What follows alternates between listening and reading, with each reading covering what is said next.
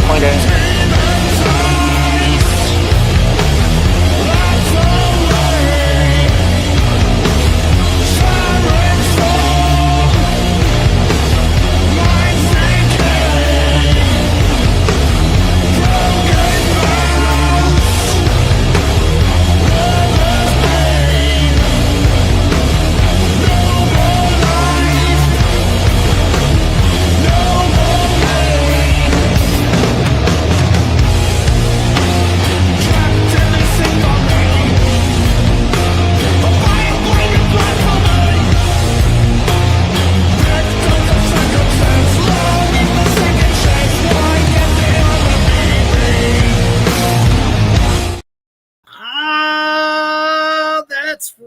Demons and addicts, all shapes and sizes across the cosmos, and everything else in between that is unholy wonderful. Thank you all so much for showing up yet again on this epic double shot Black Flame Entertainment night, but this one's really, really cool. For all you paranormal junkies out there, occultists, everything in between, we're going to be talking about some really cool paranormal stuff tonight. Robert Lasardo, who is normally on this show, we are looking forward to having him come back next week. But I thought it would be really cool having our really good buddy Nate Spencer on the show, who is an actual paranormal investigator. We know that the Defiler has been completely defiled by the Warrens Museum, and we're going to be talking about see, he's got the shirt, he's got the whole thing to prove it, you know. And we're going to be talking about some of this stuff because I've done a lot of digging on my own and found some other shit that I think that would be really cool. And we got our good brother Morty Deadfellow with us as well to lend to the convo. But before we get into literally all this madness, we're going to take a quick commercial break to our brothers over at Horror Struck Hot Sauce. Let that meat sing with the right amount of horror sauce.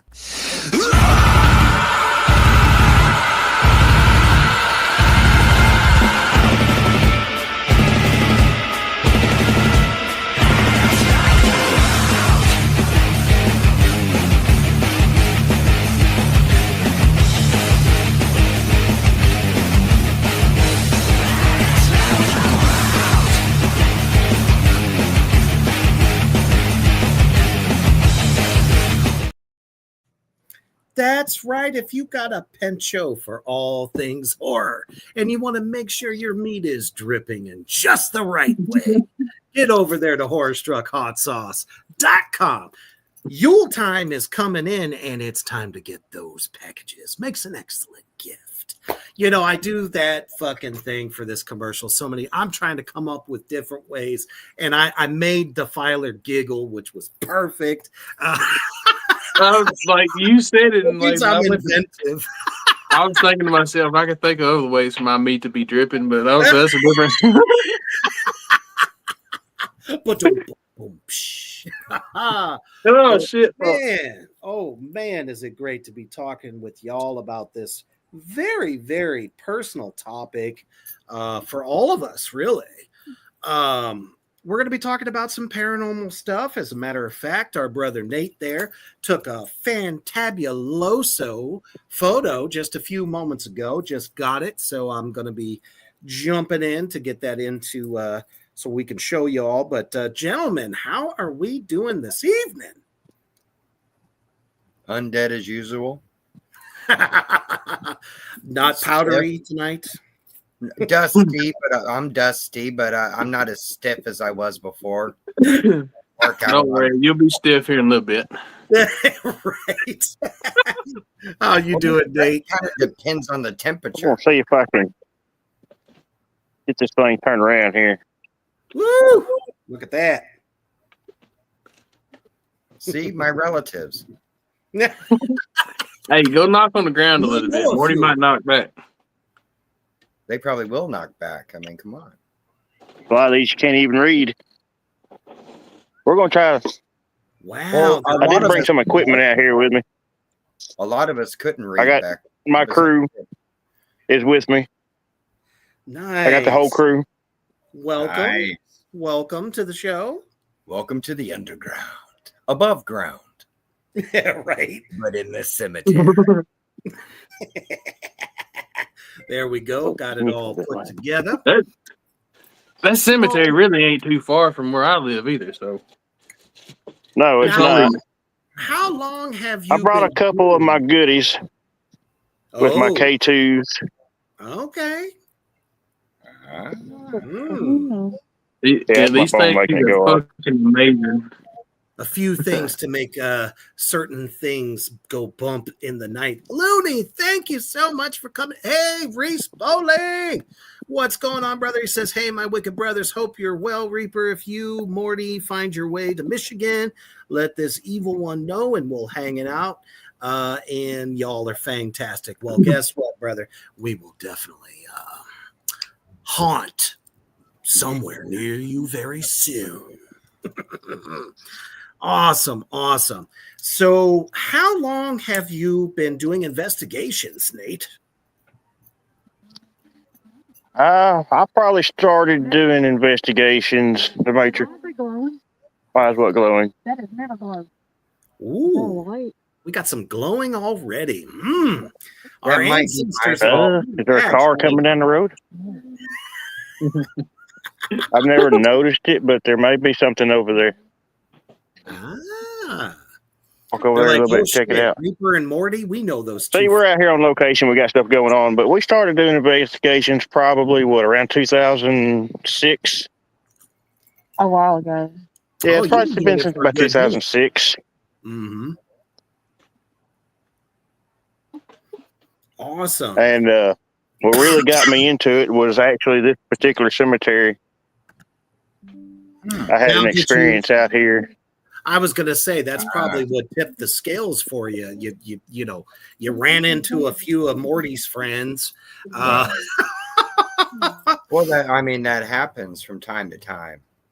See, That's okay. You know, I'm not surprised because they're kicking off a little hanging out, energy there. and yeah. So that's okay, everybody out there in the Black Flame universe. He will be back. Let me see. I think he just came back in. Let me see if I can add him. There he is. Hello. So already we're having evidence of some of our favorite friends hanging out with you. This is quite a treat. Yeah, I'm trying to. Oh no, it's okay. Oh, well, believe me, it's not that you have to try. It's they'll be like, what the fuck you won't. You know what I mean? What are you doing out here? Well, that's true. I mean, sometimes we're already in the coffin. We're already asleep by now. Some of us have been asleep for years. Right. But some of us are chatty Cathy's though. So oh yeah. Looney says, woo! Oh my gods, can you ask him what it means? Yeah, I'm not sure what's going on my end. Can you see?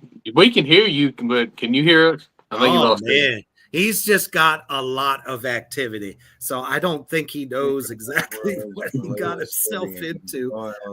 But he wanted to see when the EMF readers go off around me every time I think of other worlds on the lowest settings. It goes wild around me anyway, but I can control it with thought. And that's these your things own are sensitive as hell. Like these things here, sometimes like a cell phone will make go off, but you can, and this with your own, they can sense what's coming from your body too. Well, it's energy. It's not just a sensors. I mean, they detect electromagnetic energy, and we produce it. We produce it ourselves, but usually enough to not set the machine off. right. Yeah. Focused energy, the same thing as a spirit would be. It's just a spirit, I would personally, has memory and things like that attached into it too. So you get things that defy science. You get matter and as I'm sure Data's experiencing right now. I'm sure his EMF is going crazy. Well, yeah, Whoop. that's There exactly. we You're gonna get There he is. electromagnetic. All right. So to facilitate just a little bit, so I think there's he's back. many You back? things that he's back. He's Yeah. back. Because obviously when you're too close to that type of energy, it's gonna fuck with your shit. That's just the way it be. Yeah. Yeah. But to facilitate a little bit, so each of us, especially Nate, as we have already seen, has definitely had a lot of brush with Okay. paranormal. And the I evidence. think I'm back. Yes, you are, sir. Very much so. We might be on a delay, though, so don't worry about that. That's just because we're coming from all different places. That's all. Plus, you got some of our friends hanging around, and that makes it tough. If somebody else has if somebody else has their phone with them, you could try to use their hotspot, and it'll make your signal a little bit better too. So, Right. true that. Yeah. We may have to try that. No problem. No problem. We were If out there. Y'all asked a question about when I started investigating, Yes, sir. 2006. and that's probably been since about 2006. Mm-hmm. And this place out here is the very reason that I got into it. And as soon as you said that, This is where it started for me. that's when the connection went down. As soon as you said, Yeah. Yeah. the place that started it is when it went out. Yeah. That's It's like interesting. It's interesting. Hey, because Demetri, can you turn hotspot on your phone? they're we getting a little literally more Let me try familiar. that. we had They're no probably idea. familiar to you. Yeah. It's like they sense know you. Yeah, they do. Well, no, that's like they sense that's your like the cemetery that's out by where I grew Yeah, up. it. Looney, it was my idea after listening to Chris Jericho's password? podcast about The Conjuring Last Rites, and then watching The Conjuring Last Rites film, and then finding out that Hollywood fucked the whole story up. Yeah, I haven't watched it yet, but I know they put shit into it that wasn't there. Dude, almost the entire thing. And that's one of the things that I thought would be kind That's of cool. like with the Devil Made Me Do It case, and the real Devil Made Me Do It case. It's a toy dinosaur. And like when we went to Scarefest, when we was at Scarefest, they had the actual dinosaur there. But in the movie, it's a satanic idol that's doing it. Which I get it. It's Hollywood. They can't do it exactly the way it's supposed to be. But Well, it's like The Exorcist was a boy. It wasn't a girl. Well, you know what, though? You know, to change and protect. In some cases, it's just like you said. It's just Hollywood. No, I want it I to be believe this. there's something out here tonight that doesn't want to be part of this podcast. Well, I had no idea you were going to be out there, and it was like a last minute thing. Like he was talking about it, and he's like, he was near it. And the next thing I know, he told me like, we're here. I was like, oh fuck, here we go. Woo! You know, I didn't think We're gonna we were try gonna get a live something here. demonstration. I have these things called cat balls. Mm-hmm. Them things are so fucking cool. Interacts with it. Do that right there. Y'all flash. Oh, we could tell that it's reacting. Yeah, it's really trying. This place, I paranormal. Wow. Woo wee! And those things, but what he's got, those little cat balls, they're just literal cat toys, but they're so sensitive. Like they can just be near it It's sometimes. just a cat toy. Yeah. Tony, don't worry, brother. You're gonna be fine. You're gonna be right there. You know, they're just pestering our dear friend Nate at the moment. But so this place, I never believed in paranormal until this place right here. Sure. I had go ahead. Had a really bad experience out here to start with. Ooh. Hey, let's go over here and set the cat ball out. If it comes through enough for him to tell you that story, like it's really fucked up. He told me before. It's like really nuts. Yeah, that picture right there is actually a picture we took out here last year. Okay. No, not like earlier this year. Oh, okay. And it was That's over there when I pretty first lost signal. right. It's like the further you're getting away from that spot, you're getting better signal too. So That's right. Right. I mean, everything kind of has its entry points and its exit Yeah. points. Yeah, You know what I exactly. mean That's when what it I comes was to gonna say. It's like energy that's circuits. Hey, probably Demetri. the main Oh, portal okay. entry Gotta catch my wife here. for the Oh, no worries. for the cemetery. Major. you got to think though, it's what is cell phone signal? It's a signal that's based off of electronics. So if there's something there Well, that's it's electromagnetic that's going to pulse that So I can't field, be that far away. it's going to knock it straight out. well, too. Think about what's white noise. What's an EMP? You're picking up an electronic voice frequency where a voice is not supposed to be occurring. We're going to Nobody's send a cat ball out and see what happens. I ain't Okay. generous. We're just live investigation here, kind of No, you go for it, haphazardly, man. I guess. No, you go right ahead. I'm Yeah. just gonna mute your mic until you're ready. Just give me a thumbs up when you got it all set up. That way I can bring your audio back on. We may have just lost him yet again. And that's okay. These things happen. there we go. There it is. Light show. Closer. Yeah, that's interesting. That's All right. that's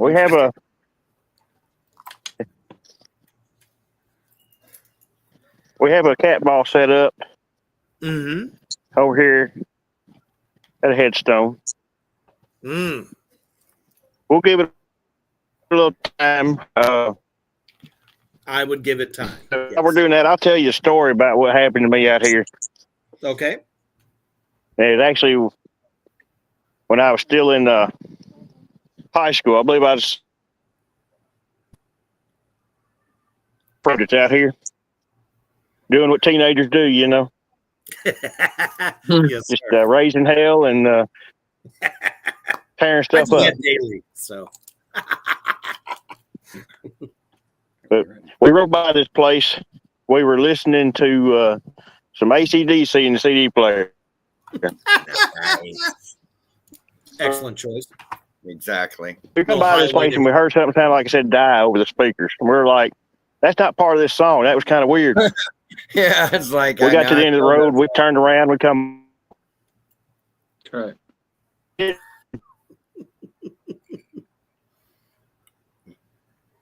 Wow, it don't Beat worry. it on me. Well, I come back out the next day to get my car. Well, before that, actually, let me tell you the rest of the story. Okay. We had to walk. We weren't walking this way. Me and my friend, he's a big, tall, lanky guy. He's like 6'8". Oh shit. He's a tree trunk. Walking this way. But so we weren't walking back this direction. We done decided that. And I walked through the trees where we were walking. As tall as he was, just shot through the trees. We took off. We just ran. I mean, we were like Forrest Gump. We were running. There was no stopping. There was nobody in the end zone holding up signs that said stop. Yeah, right. I feel that. And I didn't come back out here for a long time after that, because after we come and got my car the next day, something had literally ripped the fuel lines off from underneath my car. Holy fuck. Wow. Damn. And this They were mad. 19.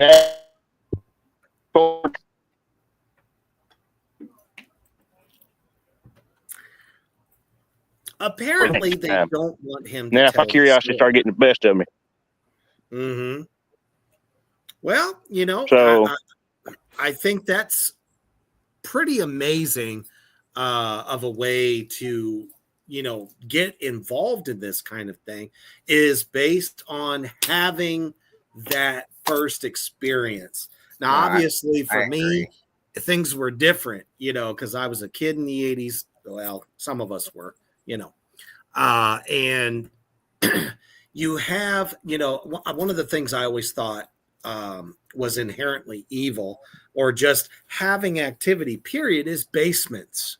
My first brush with the paranormal I was starting, this was pre Anton LaVey book of Satan. I didn't quite get there yet, but my first experience that told me right away that such things do exist was the fact that if I was down in the basement and, lights are on, that's fine, but there was the other side. There was something energy wise on the other side of the basement because it was divided.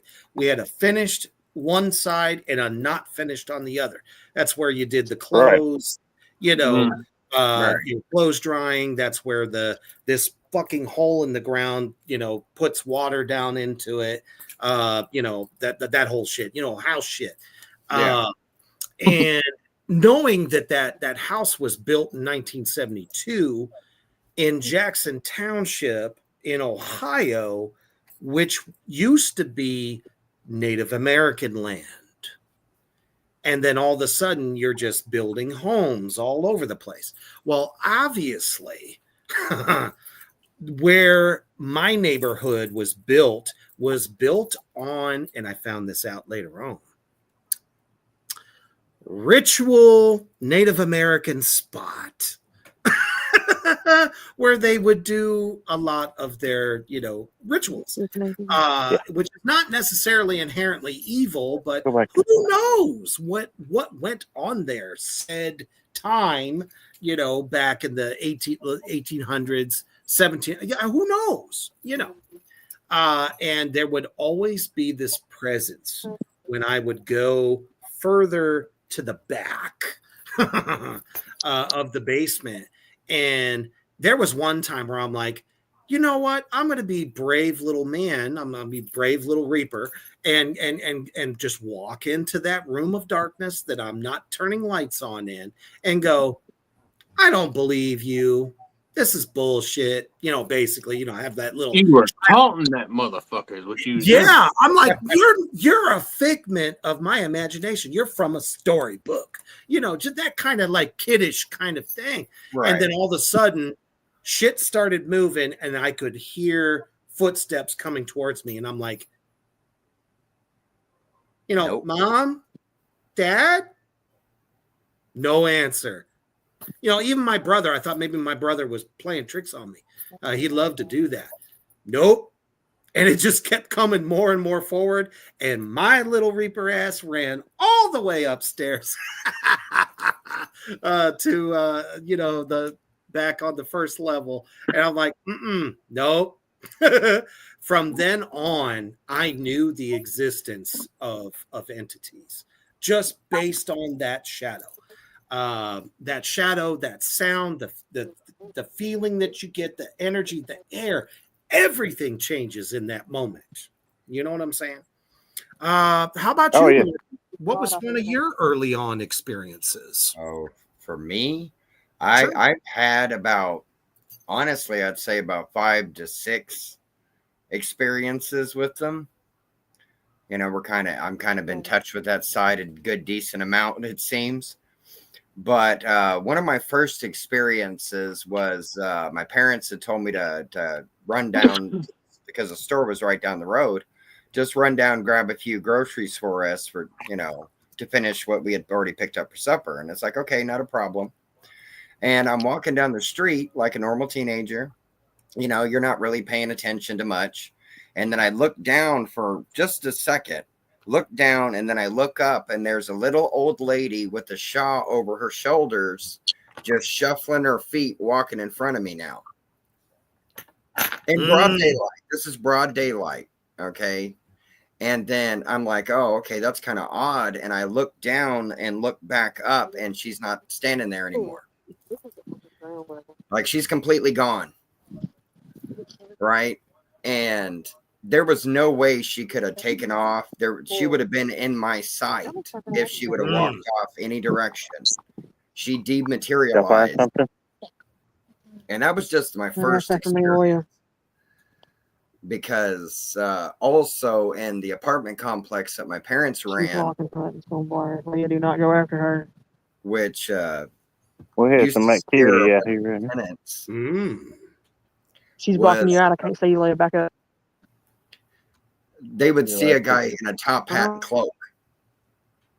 That's a And- common thing that's still happening to this day, though, is seeing a top hat and a cloak. Like Well, that's the thing. it's become a a shadow fucking. person. But here's the thing that's interesting about him that always got my parents was my mom had seen him like when we first moved in.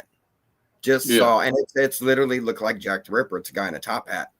Mm. And my dad is one of Yeah. those people. But look he right now was here, it says at ground level. you don't admit that they exist because then they can get you. So even when my dad had paranormal experiences, he would try to ignore them. And my mom was not on that end, you know. And then when other tenants started coming and telling my parents, hey, we keep seeing this guy in a top hat and cloak. And where is somebody going around in a costume or something like that? And it's like, yeah, no, because this guy goes through walls. You know, my dad is, yeah, whatever. And we're across the street from our house or from our apartment fixing this thing on a stairwell. And there's nothing to block our view. It's literally an open stairwell. Mm-hmm. And it's at night. And my dad knows that nobody's home. It's just me and him. And we had 3 windows before you would get to our front door. And they're all lit. So each room was lit. And my dad literally saw like it was a melodramatic villain with the top hat and the cloak go like this and walk through the 3 rooms. Okay, my dad, Like, in his, like, I think my dad was 45, around like that, jumps off the stairwell and goes running towards the front door to get whoever it was because there was only one way in and out of our house. Okay, because we were attached to the rest of the apartment complex, so there was no back exit. oh shit. And yeah, see, and my dad opens the door and says, "Stay out here in case he gets past me." Mm-hmm. You know, I was big, and I was a decent size. He didn't have to worry about me defending myself. And he comes back, and his face is all white. And he's like, "There's nobody in the house." So that was his first experience with that guy, and it's like, and I've had I've had one that was really traumatic that I experienced, but that was at my mom's aunt's house. Short version, you go to a parent, a relative's house to stay over for a reunion. My aunt didn't have room for everybody, so I was going to sleep on the couch. Not a problem. Then I hear somebody pacing up and down the hallway all night. Okay. And I can hear this. I'm awake. And then they start pacing right in front of the couch. I hear the sound of a pop, like an electrical pop, and then a phone line go dead. Like the old phone line go dead. Right. I tell my aunt about that in the morning. And she kind of gets this weird look on her face. And I'm like, why? What's wrong? And she's like, I told her what had happened. And she's we got the house cheaper because the person that had lived here before was on the telephone with their girlfriend and decided to do something. And yeah, that's why they got the house cheaper. And I'm like, oh, so, I slept in a haunted living room. I appreciate that. It was like, so, yeah, but I got to experience the guy that had lived there before. And so it's like I have the tendency to do that, and I've got a picture that I can send to Reaper and Defiler. I'm sure they've seen it. It's always during the day for me. I don't usually have nighttime ghost experiences minus that one. Mm-hmm. And it was a lady in a graveyard dressed completely in black in Victorian clothing, like mourning clothing. Whoa. And was taking a picture, and I'm like, oh, that's really cool. I got to get that. I got to get a picture of this. Well, sure. And I raised my camera up, take a picture, and it was a disposable camera, by the way. Yeah. I went, Good old click, Kodak. go like this, and she's not standing there no more. In the span of this. And then the picture that I ended up getting, she's still standing there, but she's completely transparent. Yeah. You can see right through her and see all the stuff behind her. And the only way to get out of that cemetery was behind me. And she vanished, completely disappeared. Woo. How about you, Defiler? Mine started when I was like 7 years old. I was like second grade, so whatever how old you are then, my math is not mathing right now. But anyways, No, but I lived in right. You're in the right range. Yeah. I grew up on that at that point I was living the outside of town in this big ass house. It was one of them type houses that had like the room before you walked into the main part of the house, like a mud room kind of. Oh, like Yeah. a main. I got you. Yeah. But across from the field, yeah, kind of. It like the house faced towards the Mississippi River, so it'd be the left side. There was a field, and there's an old cemetery, but the cemetery wasn't the problem. It'd be in the middle of damn July, and you'd be sitting there. It's hot. The big houses are hard to get cool in the summer, especially in the south. Right. Yeah, That's yeah. why everybody sits on the porch Yeah. outside. But you'd be sitting in that house or be laying there at night, and you'd automatically get like a real cold gust of air just come by you for a minute, and then at night you'd hear somebody walking. Like the most telltale part of it was a big house, but it had like a little add-on built to the back of it, and that's where my uncle would sleep. And apparently, an older black man had died in that room, but you would hear old style early, I'm not going to say like 70s style music earlier than that. You'd hear like oldies style music playing. If it's Like out of nowhere. 50s. And that's 50s. yeah, 60s. like yeah, the oldie style music, and then that was my start to everything. Then the older I got more into it. More my mom would tell me about when she would have seances and stuff like that, and it kind of just triggered my interest a little bit more. Well, that would. Then, I mean, kids get a lot. When I turned 16, I was sitting at KFC parking lot. And my dad had went in and I stayed in the truck. And naturally, if you're in a parking lot, you're going to think you think there's people around. But I said, looked in the rearview mirror and I seen a black figure go behind my dad's truck. And I thought it was my dad coming. Well, it wasn't. And I got out, I looked, there wasn't a fucking soul there. Well, come to find out, one of my family members had been damn near beaten to death about the time I seen that black figure. Woo! Fast forward from that moment on, every time somebody in my family is going to die, I will catch a glimpse of a black figure. It's usually to this side, like to the side of me, and I'll turn around and notice and it'll be behind me, then it's gone. The fucked up part is, and I don't understand why, it's still something I'm trying to figure out and find answers on myself, is the only person I didn't see it with was when my mom passed away. That's the only time I did not see it. And that's what keeps me going into paranormal, because once that started happening, I was freaked out at first. Sure. But I'm to the point I think initially. Yeah. I'm to the point now, like I know something's there, but I still have to be proven. That is as bad as people can say. You can say some spirit is anything you want them to, but until it's proven to me, that's when I'm still a little bit skeptical. I'm not skeptical on the paranormal. I'm skeptical on the level of paranormal, if that makes any fucking sense. No, it does. It No, it does. And that's the thing, because it's like I wasn't seeking the paranormal anytime I had an encounter with it. Nope.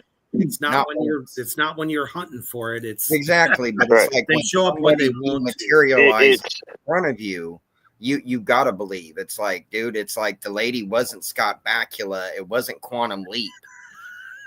Okay, are y'all getting anything going on there? Things are seen and heard when they want to be seen and heard by who they want to be seen and heard by, in my opinion.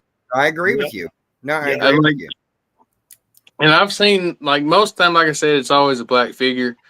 But once, it was at my dad's new house. That's when we've moved from the town I grew up in to this was after my mom died and everything.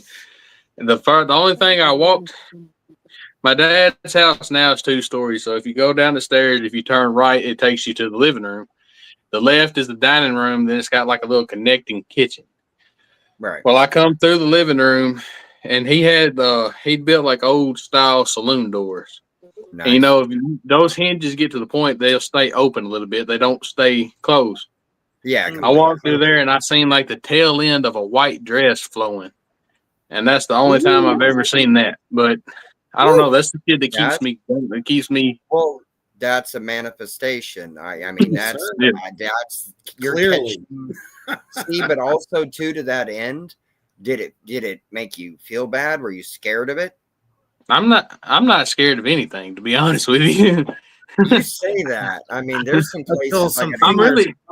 You Come can ask around the you can corner. ask Nathan. You can ask Nathan and Rebecca. I told them the same thing when I went into the Warren Museum.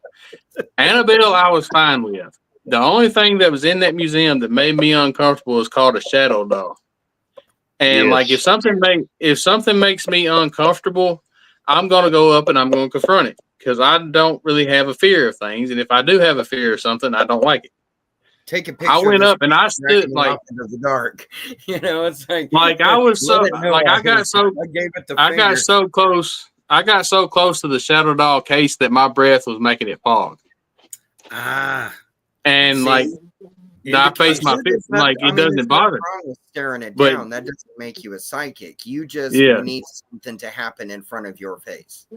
Yeah, I'm not. There's nothing wrong with that. I'm really not. Like you, Rebecca thinks I'm crazy. I'm not afraid of anything. I will talk shit to anything. I don't.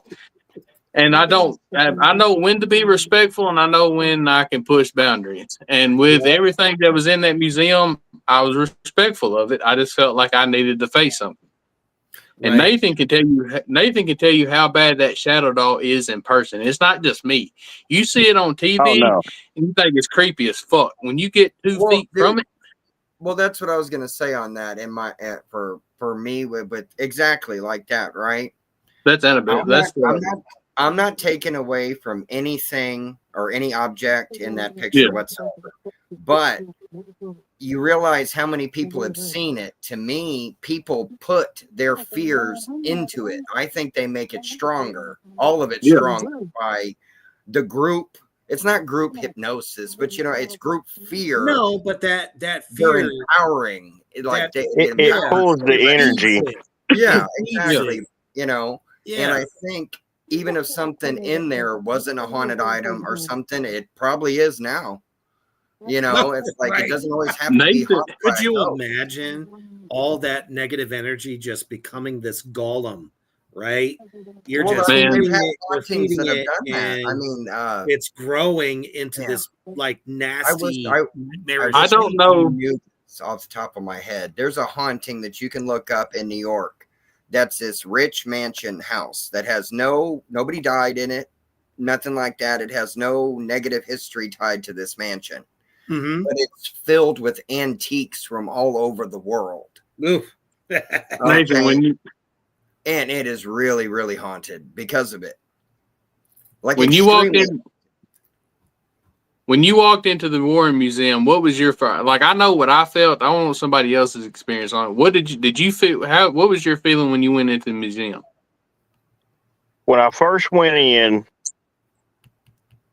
it was one of those feelings like, okay, tell that there was. How come when we start talking about paranormal shit, it goes out? People don't want people giving secrets out. That's Well, why. well, yeah, especially Definitely where an he said energy it. But as I went around the room, even around Annabelle, I was perfectly fine. I'm just like you. Dog. Did he say That's it had the only time that I felt anything real bad. If you close to don't the know shadow what the doll. shadow, if people don't know what the shadow doll is, the shadow doll was literally made to kill people. It would come with a curse. You would read the curse. You write the curse down. You'd leave it for the person that you wanted to die. They find it. They read it. They die. That's the only thing the shadow doll was created for, was just to fucking kill. Sure. Old And it school, gives you that- You're going to create a curse. I mean, come on now. You don't need to have it multitask. You need when to just focus on its goal. So that makes sense to me. Sure, absolutely. I may It's I may silent talk assassination. Yeah. like I may talk 9 tons of shit about Christianity because it's just not my cup of tea. But when I walk, like I know when people who are deep in their faith and they're a powerful person, and if you meet that person, you know to treat them with Oh, yeah, yeah. you know to treat them with respect. Yeah, because that's no, their exactly. power. Like I would want them to respect my beliefs like I respect theirs. And there was one of the members of Nesper, but he was at the door when you walked in, and you could feel like you can tell he's a special person by the power he puts off. Sure. Not Right. just him talk about having faith in Christianity, but his aurora of his own. But when you walked Well, into I the mean, room, whatever you need to protect you from dark spirits, you bring in, you bring in your ancestors, you bring in your faith and say, hey, you need to protect me from this negative stuff that wants to, pick me up by my face and throw me across the room. when I You know. walked in, It's when the I truth, walked though, in, is I it not? felt I love when it. I walked in, I felt like a blanket go over me. And I'm not saying a blanket of protection. No, I'm talking about no. a blanket of energy. Okay, but You could tell, did it feel heavy, no, like weighted? but it wasn't weight. You could tell there was a blanket of energy, Lord. but it was the type of feeling that there's something in here that you don't fuck with, but Okay, it's also okay. not. It was also like, if you show me respect, I'll give you respect. That's So, what like, I felt. And that's okay, so like you're visiting like a wild animal in a zoo, and it's in Yeah. the cage right there. Yeah, Don't reach your that's hand in there. damn near right on the nail of it. Yeah, it's But like the more that show respect to it. the I more feel you. you're in there, which is weird. The longer you're in there, is the more comfortable you're going to get. When you're going in, you don't know what the fuck you're getting yourself into, but you feel that, like I said, they had, I believe his name was Mr. Wade, and like, he's a really nice person. He's just a nice person to be around. I had a conversation with him for a while inside there. Once you go through him, he greets you, he talks to you. He said, if you want these blessed items, they're over here. You could use them for whatever your protection you may need. They had a priest in there. They had holy water. They had rosaries. They had the whole 9 yards. And the man was a legit priest from, I think he's from somewhere in Rhode Island. He's a legit Catholic priest. But yeah, the absolutely. longer you're in there, the longer you're in there, the more comfortable it becomes. You get Well- that little edge goes away, but you still know there's something there that you're not supposed to fuck with. Mm-hmm. And Right, me I and agree with Rebecca that made our completely. rounds. Speaking of that, we are leaving location here. That sounds like a good idea. Yes, you It keeps make it messing better with my signal. phone signal. Yup. That's what we were saying. And Like, every time we go to start talking about it, your signal gets knocked out, and we're not talking about it, and you're getting perfect signal. Yeah. right. Well, we were getting some activity out here. The girls were. There's always everybody has their one. Anybody's had paranormal experiences. I'm sorry, I'm driving down the road. I apologize. You're good. You're good. Anybody that's had paranormal experience has something that radiates that is a constant. It seems like it's like you with the guy with the top hat and the stuff like that you're talking about when I was kind of catching between bad signals earlier. Yeah, yeah. For the ladies in my group, my wife and her cousin out here, there's a lady in white Victorian style dress that always only appears to them. I mean, it's just a general shape, no head, no facial features, none of that kind of stuff. Just so I've never seen it, but just a dark shadow face. I mean, that's typically kind of how make out some apparitions are. features at some point, and it can tell the dress is more a Victorian style dress. Mm-hmm. Right. Which also, too, you wouldn't know if that's what they were buried in or what they looked like when they were younger. Right. And that's You're another not thing. going to know, especially with a decent-sized cemetery. Trying to get all the actual records of all the people would not be easy to do. Well, and I don't know about the one he's at now, but most of the cemeteries that's like lumped in this area, where he lives in Tennessee like I do, but most of these cemeteries that's in this area, you have like a mixture of everything. Like, some of them, I think the oldest one I found was like early 1800s backward, but they have Civil War era things popped in. Sure. Yeah, we And have that all over the here in place. Texas. I'm 30 minutes from one of the biggest one big battlefield that was here called Parker's Crossroads, and then back where he's the at, battlefields, you're gonna, I would think same with Gettysburg. You're gonna get yeah. activity. I mean, period. But back from Think about the blood that has gone into Dude, that soil. dude, I'm telling I you right can't remember. I want to say back towards where he's at was part of the road. If you know anything about Tennessee battlefields, you're going to hear Shiloh come up a lot because that was one of the biggest battles in the Civil War, and it was here in Tennessee. But there's like spotted all through. They're called. I don't know. I know some other states have them, but they'll have like the historical plaques on a pole. They're kind of Victorian shape. historical markers. It'll say road to Shiloh on them.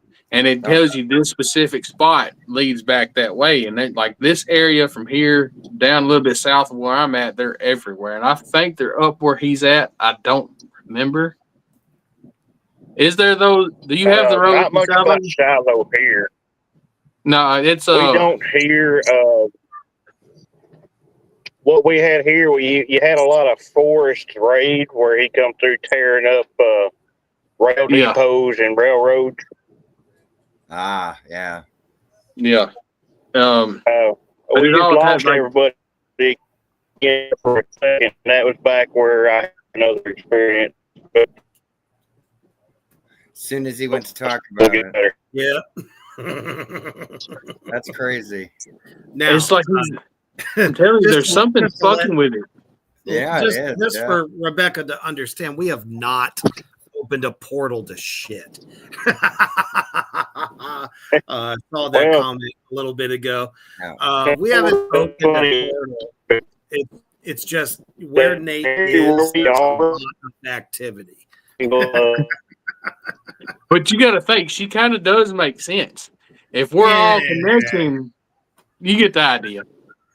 Because like there's people have tried that experiment. They've been at different paranormal locations to see if they can make it. Yeah, how it goes through. But well, I don't know if I necessarily believe in that. Right. I'd like to fucking try it though. I'm not gonna lie. Because obviously my camera hasn't messed up. Mortimer's hasn't messed up. Yours hasn't messed up. So I know. Therefore, there's no mirror there. And not to mention that all of my, friends, I like to call them, the shadow ones, are always at bay, and they don't even fuck with my shit. So I've got my KT laying here, and it's it's blipped a couple times, but it hasn't been no. Well, they're like, you're okay, Defiler. You're not saying anything out of turn, dude. I'm not gonna I've got my fucking pendulum laying here. I've got dirt from Waverly Hills Sanitarium sitting here. There's a Ouija board. There's a Ouija board over there. I want to go to Waverly Hills. That's one of my big ones. Nathan actually that's on our to-do list. Waverly Hills. Yeah, it's expensive as a motherfucker, though. It's expensive as fuck. Yeah, but to go through a haunted place, we should start a Kickstarter. And over 60,000 people pass in that one location. That's crazy to still be the close. For me and Nathan, like the closest thing me and him could get to relatively quickly is the fucking Bell Witch Cave. It's not, but it's probably about an hour for me and him. That's still an iconic haunt, though. The Bell Witch Cave. I think it's just not too far out of Clarksville, about 45 minutes outside of Clarksville, where the Bell Witch Cave is. It's in Adams, Tennessee. Yeah, and the Bell Witch Cave is the only time in documented history that a paranormal event has killed a person. Yeah. And it's documented. Really rude. It's fucking documented. It's not it's legal. It's not no fucking hearsay shit. It's actually documented. Well, I mean, you can go back to Roman times, and a ghost got somebody accused of murder and found guilty. Yeah. Yeah, because they literally appeared to the judge and said, "No, this dude did it. Let me show you where it is. Follow me." And he finally followed him, and there's the body. And it's written. It was written down and recorded in law. Well, that's what happened. But people want to say, "Oh, it's not real. I don't want to see it." And that's that's just it. They can't handle it. That's the thing. But Yeah, you don't want to. that can look you back to the Warrens too, though. Why in the hell did it in the Roman time, then in the Bell Witch time, it was perfectly okay for that to be put down, but you come into modern times, they followed that certain fucking book that tells them like this is bullshit, and they wouldn't take it as a fucking actual documented thing, and it's just Well, there's a billion different aspects for why people don't want that black eye. You know what I'm saying? Well, that's Yeah. true. That's Here in true. Nebraska, there is a place called Seven Sisters Road. Now, obviously, that's a black and white photo that they took, but it still looks very much the same to this day. And the story is back, in early 1900s. Well, actually, late 1800s. Yeah. Where a father, this was during, being concerned about witches and shit, during that time. And he had 7 daughters, and supposedly he deemed them all witches and hung every last one of them from the trees that you saw in that picture. So it is said, it's actually noted and documented in paranormal history as one of the most haunted activity places, that if you travel that road at night, that your car will stop instantly. You will hear the screams of the girls, the sisters, these 7 sisters. I haven't done it yet myself because I just, Reaper-mobile issues and whatnot. But it's definitely on my list, and it's a great fucking story. But it's not just like one of those urban legend kind of things. It's like, no, there were, papers found and stuff like There's that. evidence supporting it. Yeah. There's definitely been recordings of it, throughout modern times. that's like my bad.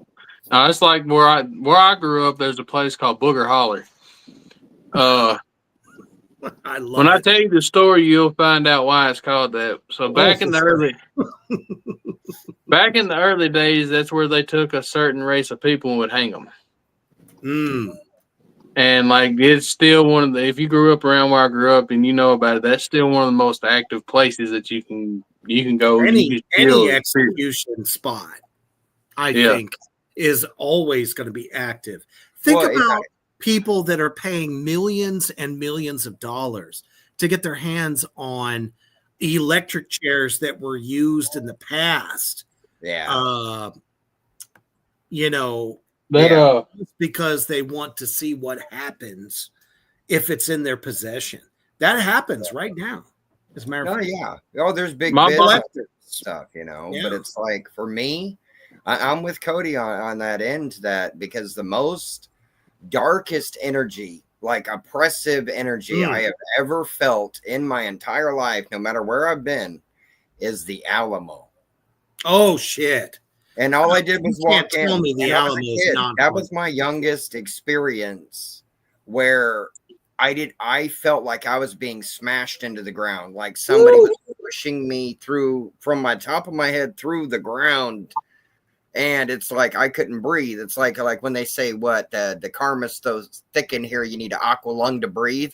That's pretty much the case. It's like, and I was a kid and I couldn't understand why it was happening, because we went to a famous place around Texas, and it had never bothered me, but that bothered me, and I didn't even know. I wasn't being told the war stories, or I grew up with Davy Crockett, and Jim Bowie and all that. Right. It's like the wild frontier guys of Texas, and and the outlaws. You find out they didn't come from Texas, but still, it was that feeling. And then the area, like I was telling Reaper this not that long ago, that the front facade that you see of the Alamo that's left is only the very front of the fort of the mission. Yeah. All the big area around it was the fort too. And if you look at a map, and you can even do it to this day, the area to where the actual Alamo filled in, every one of those locations is haunted to the rafters. And has been for years and years and years. It's like nobody started one little story. It's like these have been told for years and years and years. And it's like, and it's not always, oh, it's a guy from the Alamo or anything. It's multiple different hauntings throughout the years that happened in these places, but they're all in where the line of the Alamo actually was. Sure. So And Nathan, have you ever? ones, you know, we got some bad ones. I think a lot of, you know, constantly telling those stories Yeah. over time also, I mean, it's like any other manifestation that if you believe, you know, it's like Freddy, the story of Nightmare on Elm Street. If there's no one, you give it power. If there's no one to believe in Freddy, Freddy won't come for you. He, you know, suddenly gets put on the shelf. Because that's one of the things that I think a lot of these kind of like terrifying incidents really takes hold, because people are putting their, you said fear, that's energy, fear that's coming from you, from thousands, millions of people going into these things. It's going to make it that much more real. Not to say that it wasn't cursed from the beginning, because we have a lot of cursed objects and things that I did some research on. So I wanted to get your guys' opinions on some of these things. One being this particular mirror. This is one of the most cursed objects. Well, actually, in a top 10. Is that Bella? Is that Bella's mirror? I'm looking for it right now. God damn it! I thought Bella's mirror was one of them big ass grand mirrors, from what I remember. Yeah, that's what I was thinking. I will tell you my personal feeling on mirrors. Mm-hmm. Mirrors have the ability to trap things very easily. Absolutely. Whole. Yeah. Did you hear that? I will not even walk into a bathroom where I have to look at the mirror unless I can turn the light on first. Yep. You know, I was always told that if you put a mirror towards the outward facing wall, it creates a portal from pretty much a portal for the dead. Like, Rebecca will do this shit, and I'm like, what the fuck are you doing? Put the mirror away from the wall. I'm not so much saying that, but I believe a mirror has an innate ability to trap energy. Yeah. Naturally. Just like, you know, old Native Americans, you know, sayings used to say that, you know, photographs would capture parts of their souls, and they didn't want to be photographed. Mm-hmm. Right. Yeah. It's like, isn't it that with mirrors as well? It's a reflection, and it keeps that energy of that reflection. Exactly. Yeah. And that's why houses, especially in Victorian times, but even before them, would cover the mirrors in a house if somebody passed away. See, I couldn't remember if that was just a Victorian era thing, or if that started out as it's been around. If it started out as like I couldn't remember if it started out as like a voodoo or a hoodoo practice covering the mirrors. Is what I was trying to remember. I couldn't. It's called the Dark Mirror. The world's only mobile museum of the unexplained holds this mysterious reflector, which seems to literally take on a life of its own. It resides in a museum. They got it from original owner that was attending a psychic fair in the Columbus area. So I'm assuming Columbus, Ohio. People have reported to see themselves as a corpse within the mirror, as well as seeing other entities come through it. But the biggest one is the fact that when they see their own reflection, And this is definitely a scrying type mirror. That's what I was going to say. How's that? What makes that so much different from a normal scrying mirror? Why is that one so glorified? Well, I would say probably because it's probably a silver because of what mirror. people see in it. That's why. True. Because when scrying mirror doesn't always show you your death. If that makes sense. But it shows you other things and things. That's the reason people believe mirrors are portals. Because if you sit and stare at a scrying mirror long enough, either you're going to deform, somebody that's with you is going to deform, or you're going to see something that's truly not there. But or something that's going to try to connect with you, trying exactly to come through it. But because when we went to the Warren Museum, they had the one in there that's it's called the Conjuring mirror, which I think it was added into one of the Conjuring movies, but was not actually there. Everything that was in that movie was based on that actual mirror. Right. Exactly. Yeah. But I don't know. I didn't get to spend as much time at it as I wanted to, but I actually wanted to sit there and just start and stare at it and go and see what would start happening. Like I would. And then usually takes time. Look at you're usually trying to get in like a trance when you're most of y'all are exactly like me. I don't believe there's a God. I don't believe there's a devil. I believe how we believe. So what happens with my soul after it leaves this human vessel? I don't have a clue what's going to happen with it. But I don't. Well, most people, honestly, no matter what your faith is, a lot of times people can have faith and have guesses, but until you get there, you're not going to know them a lot. I'm just saying, if I stare at a scrying mirror long enough, and when I die, my soul gets trapped in that mirror. If I have the ability, I am fucking with everybody that I can. Like, I'm going to fuck with them hard. Like, I'm not going to lie. If I'm trapped in the mirror for eternity, your holiday. Dude, all we do is we make sure we put him in different metal tour buses.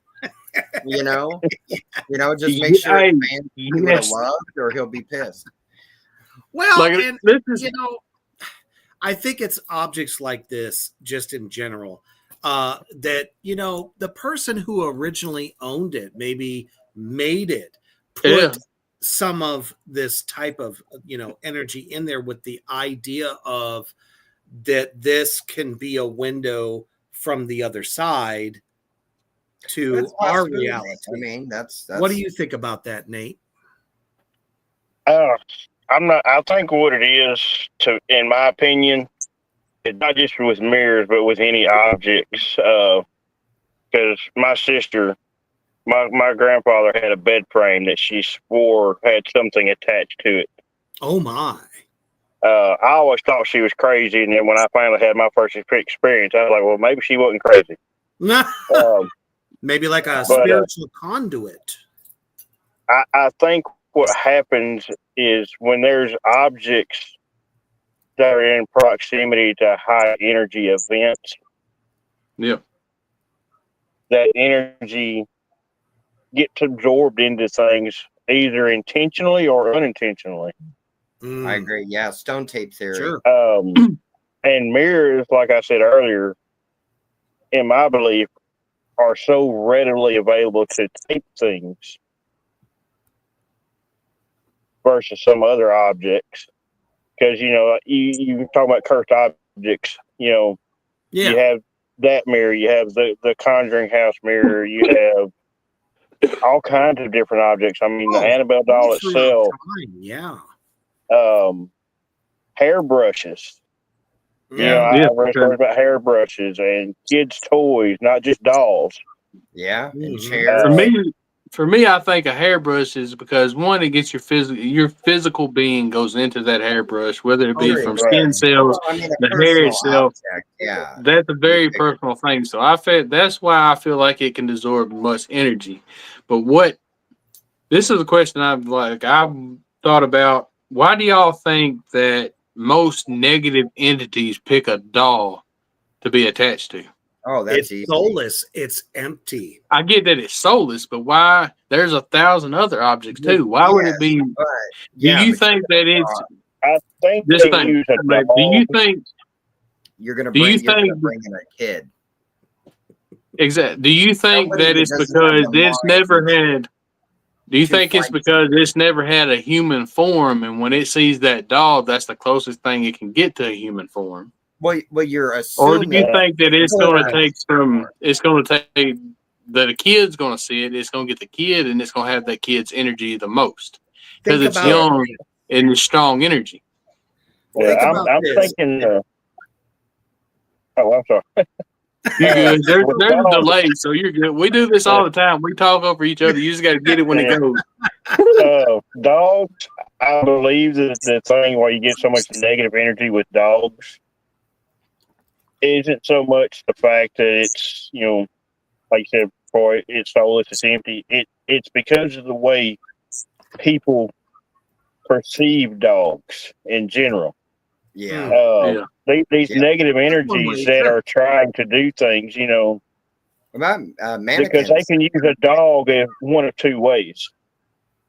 They can use a dog as a decoy, and they know people have a soft spot for a dog, and they can use that to lure people, or they know that there's a lot of people that have an inherent fear of dogs, and they can use that. So they can use dogs in multiple ways. Mm-hmm. And the It's an way, easy way to connect through a child Yeah. who right. likes this doll. See, that's To what. Or reach the like, rest of the family. Yeah. That's another thing I've thought about. there, Do you think, say, the four of us are in the same, like we're all in the same room. We're there with the same object, but there's kids that are there with us, and that object's there. Do you think they will get more of a I don't know, more power from a kid or an adult because the kid's energy is young, it's still manifesting, and it's growing? Or do you think they're going to try to pull as much energy as they can from a grown adult? See, I'm that's gonna more say kid because kids have not been told that this isn't real. They exactly. Yeah. haven't been their minds haven't been yeah, shaped into believing that these things don't exist. And they also, the most important thing, a kid does not know how to protect itself from what's in that doll. Exactly. Yeah. That's one yeah. of my. Because I'm That's I just like my definitely I've always agree. Kids I've are, go ahead, Nate. You're good. the kids are much more susceptible to things. It's like Reap said, their minds are still molding their hearts and their whole Their being perception has of not reality. Yeah. what developed they where it believe is and what yet. they So don't things believe. My like that KP just went to have Oregon. more influence. Mm-hmm. Hey, And like well, I and have this. I have a my turn. my whole camera set up. My whole camera setup is sitting on my comic book, the top of my comic book box. Like it's real tall. Like here's my tripod, here's my phone. The K2 meter is laying directly below it. It has not done a fucking thing.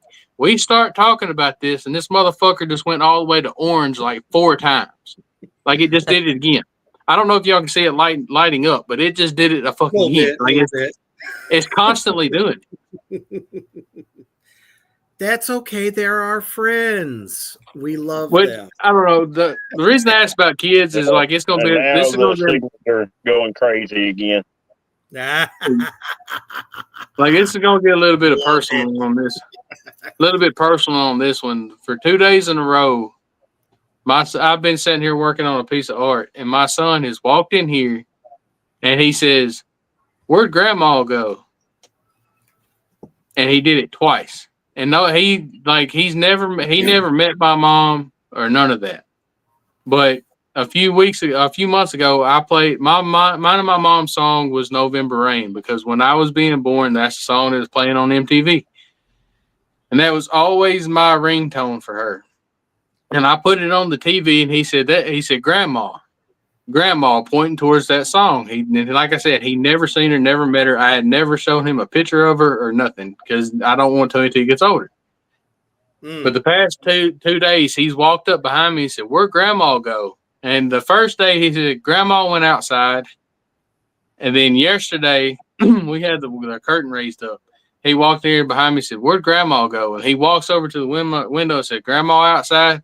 "No, she's not outside." And he just goes back and plays. And it's just, This is one of them personal things with it. Yeah, but that's not a scary thing. That's a good Oh no, it's thing. not scary. That's the reason I think. Well, I brought up the kids. I wanted somebody else's opinion on kids Well, I on mean, if it's going down, vulnerability. you got If you time. think vulnerability is going to give them more power, if a grown adult that has more manifestation power will do It's it. easier to overcome a child than it is Yeah. an adult because Yeah, an adult especially will if its fight. goal is to feed off of them, it's going to try to create an Yeah, attachment. and I think Yeah. a lot of it too is whatever energy or entity you're dealing with, what their intentions are. Yeah, exactly. Yeah. Yeah, I agree with that. That's a key part because it's like in some cases, like especially for like really famous paranormal events that have happened in studies, Mhm. the imaginary friend isn't always Isn't the exactly a friend. It's not a Right. friend, and it's not imaginary either. Well, sometimes though they're not bad. I mean, there's been experiences where I mean, what was it? It was this young girl was talking about this neighbor guy that she knew when she was a kid, and was always so nice, always so sweet, whatever. As a child, right? She comes back. She's almost 50 something years old. This guy would have long been passed away. Mm-hmm. Ends up seeing him because she was looking for the title to her mom's house because her mom's house was going to get sold after her mom had passed. So she was trying to find it. The guy comes up to the door, literally says, so and so, it's where your mom put it. Smiles at her and then walks down the driveway and disappears. Mm-hmm. You know, and literally was just a spirit looking out for her, saying, hey, you know, you're a good person. And it's like for me to get super personal for a second there, one of my strongest experiences was when I was asleep. But it's like when I had an experience with a loved one that had passed away, like my first experience with loss. And Sure.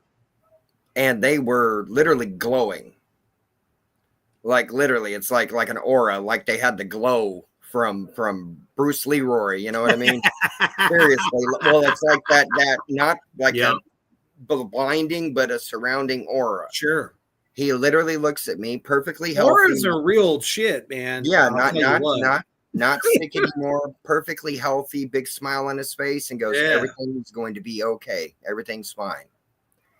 And Now- I was better, you know what I mean? It's like that effect you have, but sometimes with kids, it can be to where it's playing like it's nice. But I think in your experience, it's your mom looking out for her grandkid. You know what I mean? It's like you got strong power protecting your family.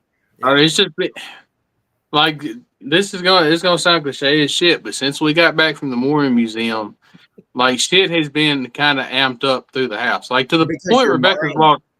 You guys' mind is more dialed in. I mean, wouldn't you say, Nate? It's like if you're like been powering up to go to an investigation, you open your energy. Yeah, you're calling your energy towards that. Oh, I'm seeing there he goes. That's okay. But it's like for you guys, you went there and you both have your own knowledge and interests in the paranormal. So and you're psychically open to a place, but it's like going to a place that's like, wouldn't you say, like a Jacob's ladder of energy? Sure. So you're going in there and getting amped up, and you're bringing it back with you, not in the point of an attachment, but energy. Yeah.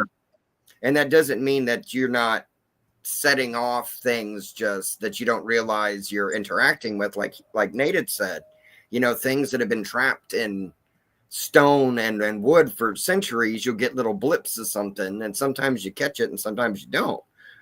But it's you, I think you caught the tail end when you saw them going through the saloon doors. Yeah.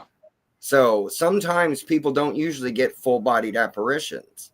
So you're more sensitive, I think, than you think you are. Yeah, full body apparitions are very rare. Yeah, and that's my problem, because that seems to be what I attract. So we need to do a hunt together. Like I said, I know I'm in. I get them during the broad daylight. All right, so like I know I have. That's where the truth lies, right there. That you can get it any time of day, night or day. It's like if you run into that energy, it doesn't matter if it's the witching hour, if it's 6 a.m. It's when that energy, that timing is right, and it meets. You get your spark, and there you go. And you got to think Not every person that died at fucking night neither. So you gotta if it's intelligent or if it's residual. If you're going through something that's in a fucking time loop, hell, it could be 1 o'clock in the afternoon. Somebody, it's a residual, but Yeah, like, and that's the I'm not. layers to paranormal studies. Yeah, I don't want to say. It's everything people have been trying to figure out there. Out where we were at earlier, I've had another experience out there, and another person I know had an experience out there, broad daylight. There you go. Yeah. Things don't always go by that. I think what it is, when people go out at night or people do these investigations at night, the general consensus in the paranormal world is there's just more free energy for things to manifest at night. I'm not exactly sure that's completely true. I think a lot of it just plays into people's the way they perceive things. Yeah. Always in the darkness. Always in the darkness. Well, okay. I would say I agree with him completely on that. But the only time I would say that I think that would matter difference to me where I would want it to be dark is when you're dealing with an investigation that is giving you light anomalies.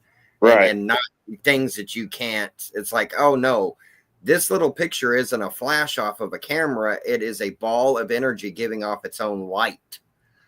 Yeah. Because you can't explain that away. Yeah, but it's similar to the picture that I sent to Reaper earlier. I don't know. Did you manage to get that put up on the screen earlier? Give me 1 second. There we go. Yeah, if you look on the left of that that's screen, the one I think. That's what he first showed me, and I was like, "Holy shit!" Oh no, that's exactly what I'm talking about. It's an orb. It's a ball of energy that you can see, but you can't usually see it. Sometimes you can see it with your naked eye, but it gives off its own light. Yeah. And it's like, it doesn't, that's not something that normally occurs. You know what I mean? That goes into the paranormal. And like all throughout school, I was a science guy, And I'm telling you, the one thing science, that fits right into the paranormal is energy. Because matter, you can't destroy it. It just changes form. Yeah, right. And that's a scientific fact, Yeah, and that's very true what you said. I mean, energy, you don't change. Energy doesn't go away. It never gets destroyed. No, it's it always present. It just changes forms. Right, it just changes forms. Did y'all see that? Yep. Mm-hmm. This fucker was going all the way to red, and it started doing it before I picked it up. I'm like, oh shit. Just a kind of a side note here, talking about that. Have you ever used the dowsing rods? I have. Yeah. Have you ever tried putting dowsing rods over a cat? They will always cross over a cat. Huh. What the hell? Well, every time I put dowsing rods across the top of a cat, they cross. Well, you think that they are tied to being worshipped by the Egyptians for exactly. Egyptians didn't worship them as an animal. They worshipped them as the same as a human and or a god. Yeah, they were gods. Yeah, Sekhmet. Yeah, and the guardians of the underworld. Yep. Yeah. Yeah, but that's why Anubis was a dog too. It's like, the cats are over here. I'm over here doing my thing. Don't mess with my bones, kitty. Just a couple of more things that I want to throw at you guys. We were, talking about, some of these, not only just haunts, and there's so many, and they're out there. We don't exactly have to expound on them, but what I kind of find is the art of the cursed object. And when I think of certain paintings, there is a painting that is considered one of the most cursed objects that the owner, whoever buys it, no matter how many times it changes hands, that person died by throwing themselves off a building. And it's very, very well documented throughout history. But this one here, I thought was really interesting. Oh, yeah. It's a cursed painting known as the Crying Boy. Yeah. And this is a British curse thing that they have in their country. In 1985, the British tabloid published a story about a series of fires where a crying boy print was the only object left untouched by the flames. Yep. Now, so many people have had their houses catch fire, burn to the ground, and the only thing left standing is that print. Yep. And to the point where those that own it have been burning it ever since. They've gotten rid of it, throw it away. Or it's tear it sealed up. away in a safe somewhere. Yeah, because even somebody's car that had the print in it. Yep. They went to they were going to go because they heard that their house was on fire, and their house was on fire as well as their car, because their car was where the print was. Well, the very interesting thing about artist Giovanni Bergoglian is the fact that he painted it as a series of portraits to remind people of a war-torn portion of that country, of the kids that were starving, and the effects on he was children. Trying to bring awareness to what war was doing to the children. What do you guys think about that? Well, I think possibly with that, with all the stuff that's happened with people that have had that print, and it's always the same thing. I believe in that, whether you want to believe in the whole demonology part, and I can't remember the actual terminology for that right this minute because I'm just not thinking straight. But you've had a lot to of all the demonic entities, and they all have their different names, and they all have their different things, Sure. Somehow or another, when that was created, and I believe this to be true too, it's just like if you have certain things in your home, you attract certain things. Yep. That particular print, somehow or another, when it was created originally, maybe a particular dark entity, demon, I'm the type of person, anything paranormal, I don't want to label it as any one thing because none of us really know. Right. Well, now, granted, I get that, yeah. But just for layman's terms, let's just say a demon of sorts. And whichever demon out there through all of it, I've read some of them and I've forgotten some of them through the years. Kind of plays into that burning of things like that. Could have attached their energy to that as it was being made. True. As a calling card. Not even realizing it in a lot of cases too, probably. Like what if it's like a calling card? It's like a burglar looks for certain things in their victims' houses to say, hey, that's where I want to go. This is like a calling card that these entities look for, but like they have that, that's where I'm going. Right. Right. Like setting out a beacon. Right. Sure. But think about the passion from that painter that was so moved by the children. Like, that's what I was everything that was so horrible. Right. He's putting into that as he's painting it. True. Yeah, and that emotion could have been what attached itself to that and said, "This is my." Well, that's just like okay. Here's something interesting that I'm sure you all are familiar with. Okay, remember the movie in the 90s that Alec Baldwin made called The Shadow? Okay, where he goes out and he's got the hat on and he's a superhero at night. All right. Well, that was a radio program made a long time ago, and it was a serial comic created a long time ago by one guy. So this one guy in this one house, I have to figure it's somewhere in New York, but he worked day in and day just constantly churning out the shadow stories. Now, the guy didn't pass away in the house, but people that have lived in this house since this guy, during the day, they see a well-dressed young man like Lamont Cranston. and then at night, they see the shadow. So this guy's work and passion into this story literally created like people like that are like, they work like ghosts, but they're not dead people. So literally constructions, like visual constructs that he created from his passion that he put into creating the shadow. If you believe if you believe in demonology, you know that most of those beings cannot physically manifest themselves. They have to have a way or a gateway to get in. So, say by luck of the draw, that artist was said demon, etc. Seen that artist, seen the talent, seen the emotion that he was putting into something, decided this is going to be the person I attach myself to. Oh yeah, I'm going to use his sure energy. I mean, I'm going to sure use his. I'm gonna use his energy, his ability, his etc. And of course, it's a kid that's crying. What's more sad than most times to people? It's a kid that's crying. So you're gonna take the emotion from the artist. You're gonna take the emotion of the image.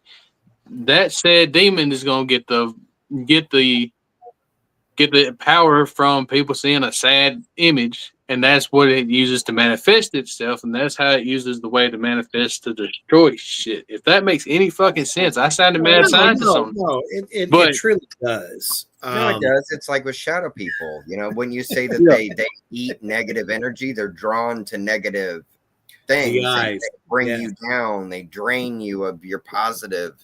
You know, it's like, and those shit. I'm sure Nate can say too. I know Reaper can, that it's like shadow people have been seen more, and by more people than actual apparitions of spirits. It's much easier. Yeah, it's like I Rebecca would believe that. bad stuff. You're always going. It's like Rebecca just commented this. Like Rebecca just commented and says, most people, the first thing whether they're looking at a human, they're looking at a painting, they're looking at whatever, the first thing they're going to pay attention to is the eyes. That's going to be your gate. My belief, human eyes is equivalent to the form of a mirror. They can trap energy, they can pull energy. Soul, man. So that's the direct way to your soul. So, and she, like her saying that, kind of put shit together, but. Well, it's true. No, I mean, it is true to that point. Okay. It's like like they were saying too. It's showing a child crying and grief and pain. And it's like you said, you're going to go towards that. It's like you want to hold them and tell them it's okay. Give them a teddy bear. And if it's a negative thing attached to it, be it whatever it is, that's exactly what it wants you to do. Just like going back to the dog situation. Yeah. He uses something to draw somebody in. It's like bait. Something that comes off as harmless. Right. You know, because you don't hide in plain sight, because then nobody wants to get around you. You know, and if you're feeding off their energy, you're gonna go hungry. You need those people. It's like, that's the thing, is it's like take the Winchester Mystery House. Oh yeah, right? That's a good one. That lady, and I'm nothing against her at all. She was trying to help souls that she felt her family wronged because of that gun. Sure. She was a millionaire that could do whatever, or trillionaire technically, and do whatever she wanted to with that money. I have nothing against that. She paid people well. You know what I mean? But it's also like, like you were saying, when Zach and them and Ghost Adventures did the multi, haunted place with Bob Mackey's and tried to, do you think that Winchester, the way she would have allowed or wanted those spirits brought into the Winchester Mystery House? I don't think so. Because Bob Mackey's that's another factor to that. Right or wrong. You know what I mean? Well, that's the thing. Okay. It's like, she already haunts the place. They know she does. And she's on watch and protects the spirits of that house. And I don't think she was going to let two bad guys, that had taken out a lady and put her head down a well, come into her space. Right. That's what I'm saying. Like, if that theory would work, I'm not saying you can't have this spot and this spot be run by technically a good spirit, and this spot and this spot be negative spirits, because these spirits here ain't gonna let these spirits go there. Yeah, if it's gonna work, you're gonna have to be in a truly fucked up spot that doesn't give a shit. Well, I'm not saying if a strong enough entity is gonna let another strong entity come, because they're gonna clash. True, but you're gonna get evidence. Yeah, but you're gonna get evidence of something trying to rebuke the other one, I guess. But in theory, you think it would work? Because we don't really know how spirits travel. We don't know if they could be here, there, here, there. I don't really think the energies clash with one another. so much as it's just like out there where we were at earlier, and we had to end up leaving because the rest of my group it was getting kind of. It was heavy. They were getting a lot of stuff going on while I was trying to come back to the truck to get a signal. Mhm. And they're probably getting There's drained. definitely two types of energies out there. That's the only place that I've ever been touched by something that wasn't there. And that's a feeling you can't explain to anybody. Oh, yeah. I know The only time, Yes, I I know have that. been. Yeah, me too. It's Me too. I have always on been the back of my neck. out there one time, and it's like something put their arm on my shoulder and was leading me out. They were like, "It's time to go before something bad does come." That's It was right. like something bad is coming. You need to leave. Well, I think Sure. a lot of the time is too Or for the And then I've been bitten, scratched out there too. oh well, see I've, exactly. you can call me stupid. I've never been scratched, and I want to fucking be scratched. I want it to happen. Just say I'm just throwing it up there. Well, Hey, But anyway, I got We the can place make for that you. happen, brother. well, see, I don't We can make call that you happen. stupid on that because you I'm telling wanna- you, like I know when to be respectful. If I go to a location and I know that the spirits are there, we're respectful. It's nobody that's ever been. They're there. They like to. I'm not gonna say fuck with people, but they like to let the people know they're there. If they want to play a trick, they're just cool, I guess you could say. Then I'm gonna be nice. But if I go somewhere and that person was a dickhead in life, I'm gonna give them their exact energy right back. Because guess what? I could be just as big as a fucking asshole as you are. So Oopsie. Well, see, I'll tell this you. is how I can't. This is how I am, and I'm that way in real life. Y'all, like you've been around me long enough to know I'm nice to who needs to be nice. If I don't fucking like you and you don't like me, fuck y'all. That's just how it is. And I don't see that. Well, it's I not don't like see you're a not reason for them. really, This is you gonna know. sound. This is gonna sound really harsh, but I don't see why a reason for them being dead is the reason I should fear them being an asshole. Yeah, I love it. Well, you know, No. honestly, if That's cool. That's cool. I love that. That's great. if the spirit is of this is the way I look at it. If the spirit is of a person that has passed away, I don't think there's anything that we can really fear of that person, anyways, No. because I don't think a human spirit actually would have enough energy to really seriously hurt anybody. Maybe be a little mischievous, tug on your shirt, something along those lines. Unless Now, your darker energies, even them, I don't think they really Well, most have of them the power to hurt you seriously, but they have the power to make you hurt yourself. Yeah. Yes. I mean, yeah, they can scratch you, they can push you, that kind of stuff. But I think that's kind of where they're limited. Down the stairs. Well, yeah, until Right. when you start getting into something like you said that was never human to begin with. Exactly. That's Yeah, when you start having issues. I mean, you get like that's when they can like possessions. You know, when something possesses a person, they're using the person's body to cause that person harm to themselves. Yeah, it's an approach. And Yeah, for me, but like when it comes to possessions, like I've never met a person that was possessed. I've only watched. I'm like everybody else. I've watched everything that was put out by media or somebody has put out. Right. With that being said, I'm not saying that possessions aren't possible. I feel that you have to allow that to happen. If you go in and you're telling like you have a strong enough willpower that you can put up like this is my body, this is my whatever. You're not allowed to be here. I think you can control that. I think when somebody was possessed, it came in a weakened state of mind, or they just slipped in. That's how I feel. Like that, I do that anytime I'm around something that's paranormal. I did it when we went through the Warren Museum. I said it out loud. This is my body. This is my being. I'm my being. You're not allowed to follow me. You're not allowed to attach to me. I didn't say you're not allowed to touch me. And it's the details, man. You got to get them small details. I don't know if Nate had any moment, though. You know what I'm saying? When you're in that moment. I don't know if Nate had an experience in there, but I know There's another photographer that Nate's friends with. They went in there earlier in the day. Their camera batteries were almost immediately drained, and all of their footage was corrupted. Energy. But Yeah. Now it's like my phone Like walking dropped into a 30% in 15 minutes, and yeah, I didn't take but about 10, 15 pictures. See, that's why They films eat them like batteries. what the hell was that called? Not White Noise, but the other one that kind of talked about the internet, electricity.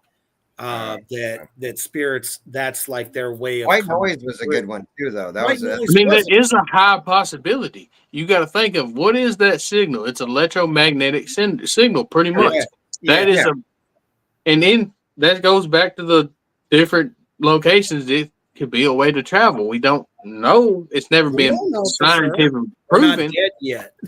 well, Yeah. no, because you're in a physical form as well. You're a spiritual being having a physical experience. Yes. They are spiritual beings trying to have a physical experience. Mm-hmm. Right, and it's just like you talking about that. The people who claim, and I've never actually sat down and talked to somebody like this in person, that claim that they can sit down and meditate and their spirit can leave their body and go somewhere else in the world. Astral projection. Yes. Right. I've never actually talked to somebody or sat down with somebody who says that they can do that. But that's just like you said. I mean, you're taking that energy, you're transforming it to a different energy, you're changing forms. Mm-hmm. So I see where that could be possible. I've just never been around it. Right. And I think that's a lot of paranormal experiences for people that don't come in contact with it. And that's why, as like Cody, it was like you said, you've had experiences, but you want concrete proof. Yeah. And that's every ghost that you've ever seen wants concrete proof to be able to go, see, I showed you I'm not fucking crazy. You see, it's like I didn't make this up. And that's what it is with a lot of people. Once I had my experiences and once I started studying more into it, and this is as I was becoming of age, I was still a teenager, I realized that the mind is a powerful fucking thing.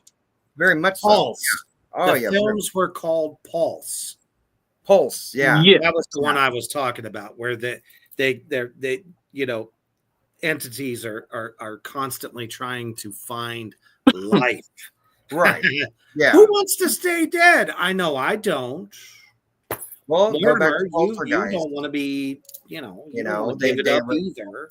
All of the spirits guys were pulled to the light. They wanted Carolina's light. Yep. I haven't seen anybody else post about the Warren Museum, which there's been like pictures or something, but I don't think anybody has posted like a experience thread, which that's a good idea. We need to go on Scarefest and do that. But yeah, I've seen where people got in there and talked about, did you see this in the mirror? Did you see this reflection? I've seen that, but I haven't seen the other. See, and that's the thing, is trying to figure out what part of that is psychosomatic and what part of it is paranormal. Y'all know me. Exactly. Like if I'm going to tell y'all, if I believe something actually happened, it actually happened. Then if I'm going to call bullshit, y'all know I will call bullshit on something. It's bullshit. Right. But when me and Rebecca was in there, we went in. My dad called me right when we was walking in. I texted him, said, "We're going in the museum. I'll call you later." Rebecca and I went through, walked around, took pictures, did everything, filmed what we filmed, did all that. In reality, me and her, we literally looked at each other and said, well, it's been about 30 minutes. Let's go ahead and go back out. When we left, in reality, we was in there over a fucking hour. To us, it felt like 30 minutes. But at one point, Rebecca was walking around doing her thing, and I knew we had to leave and go out of there soon. So I just stood there. I watched everybody. I watched the Nesper team. I just kind of tried to soak up as much energy as I could. Mm-hmm. And as I'm doing that, if Reaper can tell you, if I'm at a con, my hair is down. I never wear my hat when I'm at a con. I have my hair down. And I was standing there, and I felt like something go up the back of my hair and into my hair. And the Serious shit. It was just a fucking hand. I felt the hand go in my hair. I thought it was Rebecca. Mm. But it's Right. messing with me. It Right. was to the point, guys, I took my phone out and I did one of them panorama pictures. So I went around the whole fucking room because there wasn't a soul beside me when it happened. Mm-hmm. And like I have thought about that constantly since we left of what the fuck was actually it was. Which it didn't scare me. It didn't feel No. negative. Well, no, But that's a positive on that end. If you I've Very just- much so. Yes. 'Cause I have thought about it usually, literally every day since we left. I have thought about that shit. Now, as somebody who has practiced and read up on astral projection as much as possible, because Lizzie and Rebecca out there have been talking about it. Rebecca nailed it. When it comes to astral projection, it's not something that you purposely try to do. It's something that naturally happens. The best way to describe it, as someone who has done it, I have not been able to do it much over the years, but I've had a few experiences when I was much younger, where it feels like it's like that moment between where you're asleep and awake at the same time. That little, strange point between REM sleep and quasi-conscious is when that can happen. And what you see during that time is insane. Yeah, I've been to that. You have That's a lot of when it people that happens. have seen ghosts at the same time. Yeah. It's like- I've been into that. Like I've been in that exact state you're talking about. Yeah. And I've had that feeling of there's something beside me. There's somebody watching me and type shit. Yeah. You just raise up and you catch a glimpse and it'll fade and be like, something It's was real there. quick. And it's literally the blink of a fucking eye. Seriously. But like, Yeah. when it it's goes, corner, you see it in your peripheral vision. Like you said, you'll It's see that. not like shadow Insidious. and It's things not like like that. Insidious It's not. at all. No. Yeah, you're not going to get like apparitions most of the time. Nope. That's a rare occurrence. Mm-hmm. It's scientifically proven that you use 50% of your brain in your entire life, right? You only 10%. use 10 or so much percent, 10. 10%. I couldn't remember. What do you think if some? I hate saying this, but what if ketamine or something like that activates another part of your brain that you've never been through? Talking about, Yeah. you know how. Yeah. Have you ever watched What a if movie? it opens?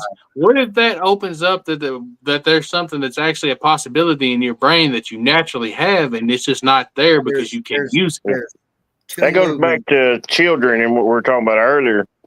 With children, they're basically taught this isn't real. This is not a thing. So some of that stuff in children, before they're able to explore it and figure it out, they're taught to lock it away and shut it off. Yep. That's all. That's like fear is taught. Every emotion you have is taught. They said, I think every person has in them the ability to tell what's right, what's wrong, without a sky daddy telling you what's right and what's wrong. Every person has that ability. Now, there's a select few people in this world that do not have the mental capacity to tell what is right and what's wrong.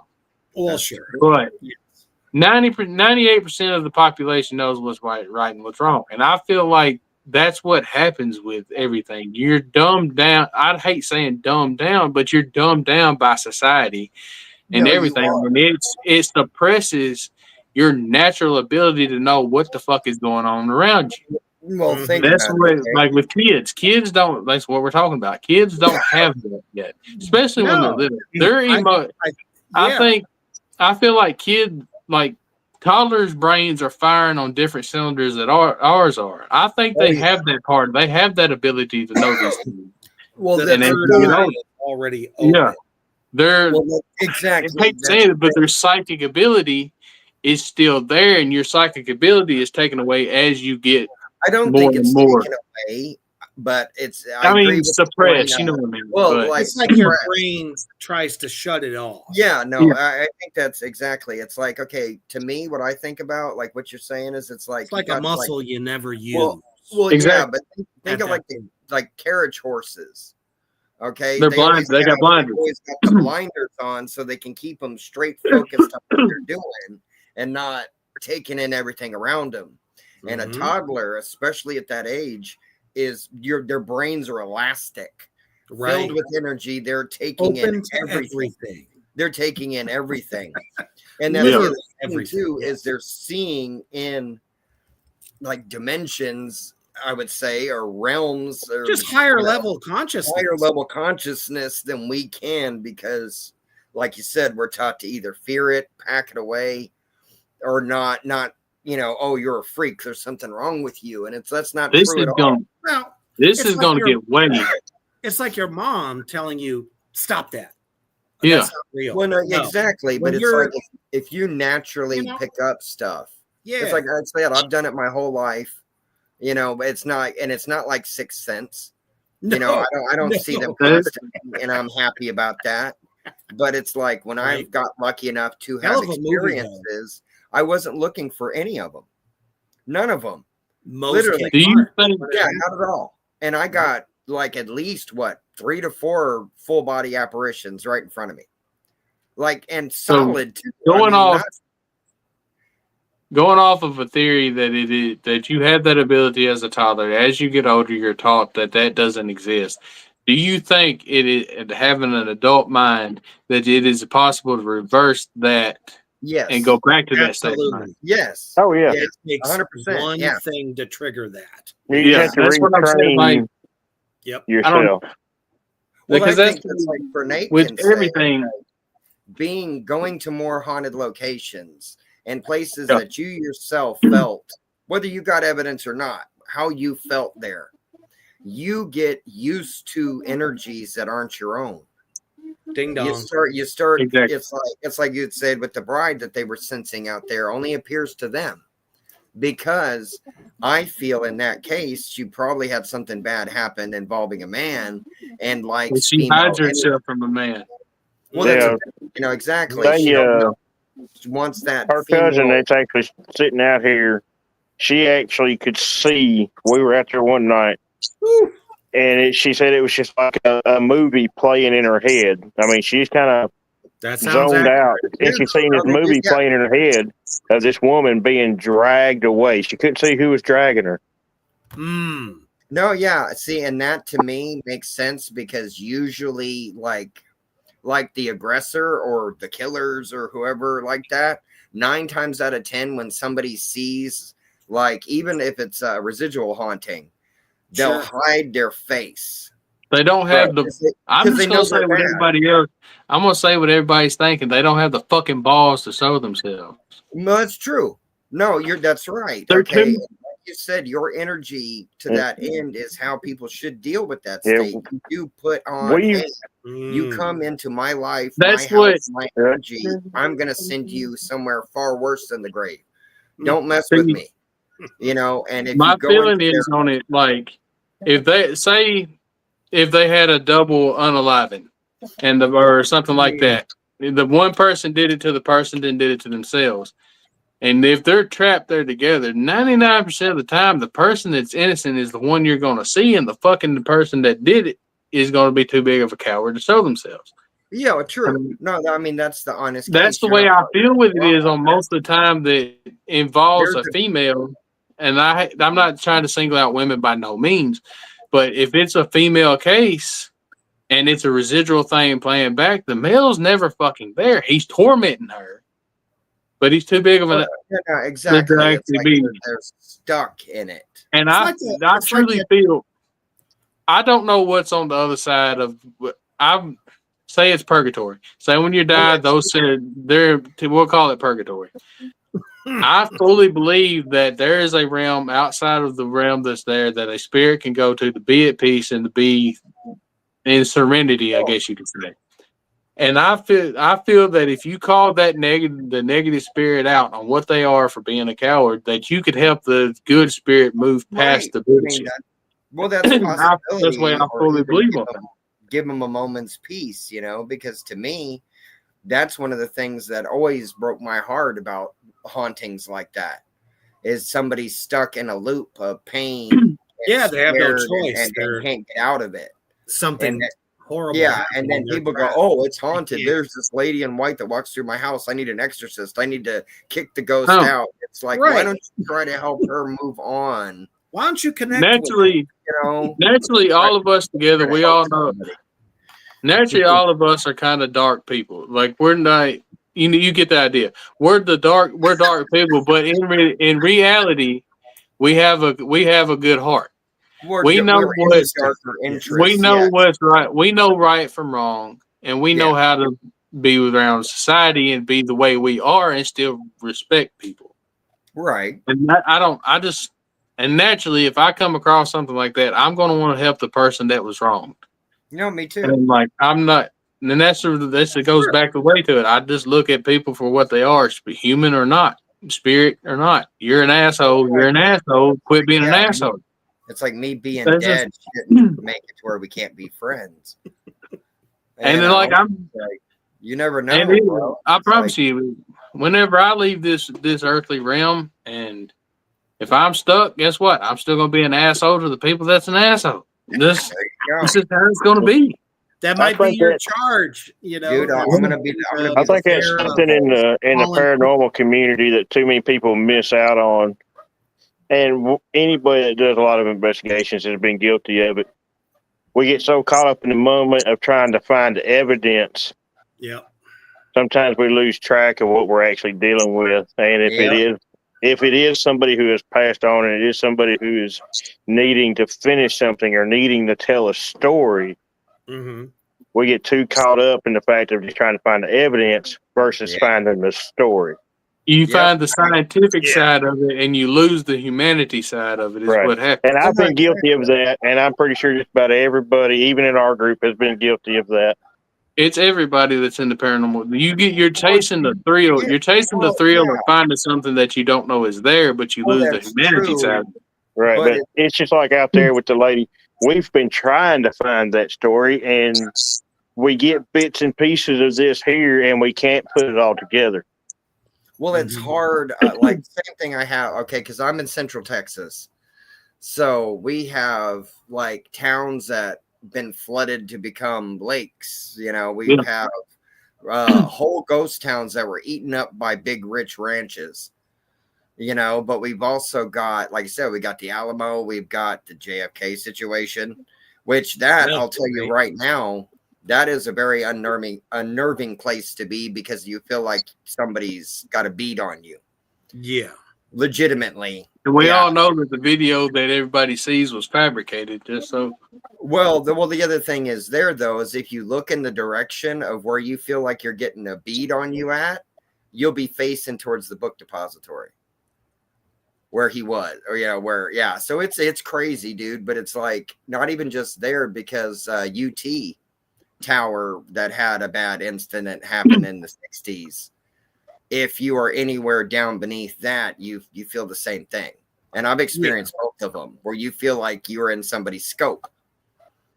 It's unnerving. It's really, really unnerving. And it's like you could go to Waco and Branch Davidian. You know what I mean? And it's like you've got a lot of bad ones. And then the town I live in, we had the Luby's massacre, where the guy literally drove into a Luby's during lunchtime, where all the veterans and old people were having their lunches and just opened up. You know, and that place has been haunted pretty bad for years since then. What's one paranormal technique that y'all have seen that y'all want to try that you haven't tried yet? Okay. Mine. Yeah, mine he can. Him first. Mine's gonna be the Estes method. If you don't know what the Estes method is, you take a spirit box, which is constantly scanning through FM radio, and it will be able to allow the spirit to sometimes faintly, trip that frequency, and they can talk. And that's when you put sound deadening earphones on, you crank it all the way up, and you have somebody either near you, like a little in the room away from you or something like that, that answers questions and ask questions, and you see if you can answer it. It's called the Estes method. That's one I'm really, within the next year or so, hopefully the next few months, I'm going to attempt. Because right now, like there's a website you can get spirit boxes relatively decently priced right now. And if we do it, I'm probably gonna film it so y'all get to see it. But that's one I want to try. Mine's Yeah, thermal. that sounds interesting to me. I don't know if I want to try it myself right at this point, but I feel it. uh,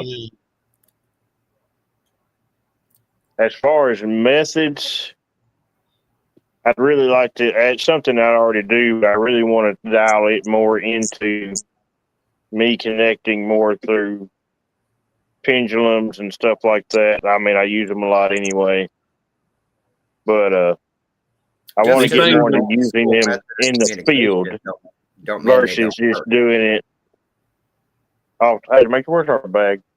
Interrupt. That's what I was going to say. If people don't know what a pendulum is, this is a pendulum. It's usually made out of some kind of high resonating energy stone. Mine is tiger's eye. So, but I think And you Rebecca. can even get them in resin that has different stones cast within the resin.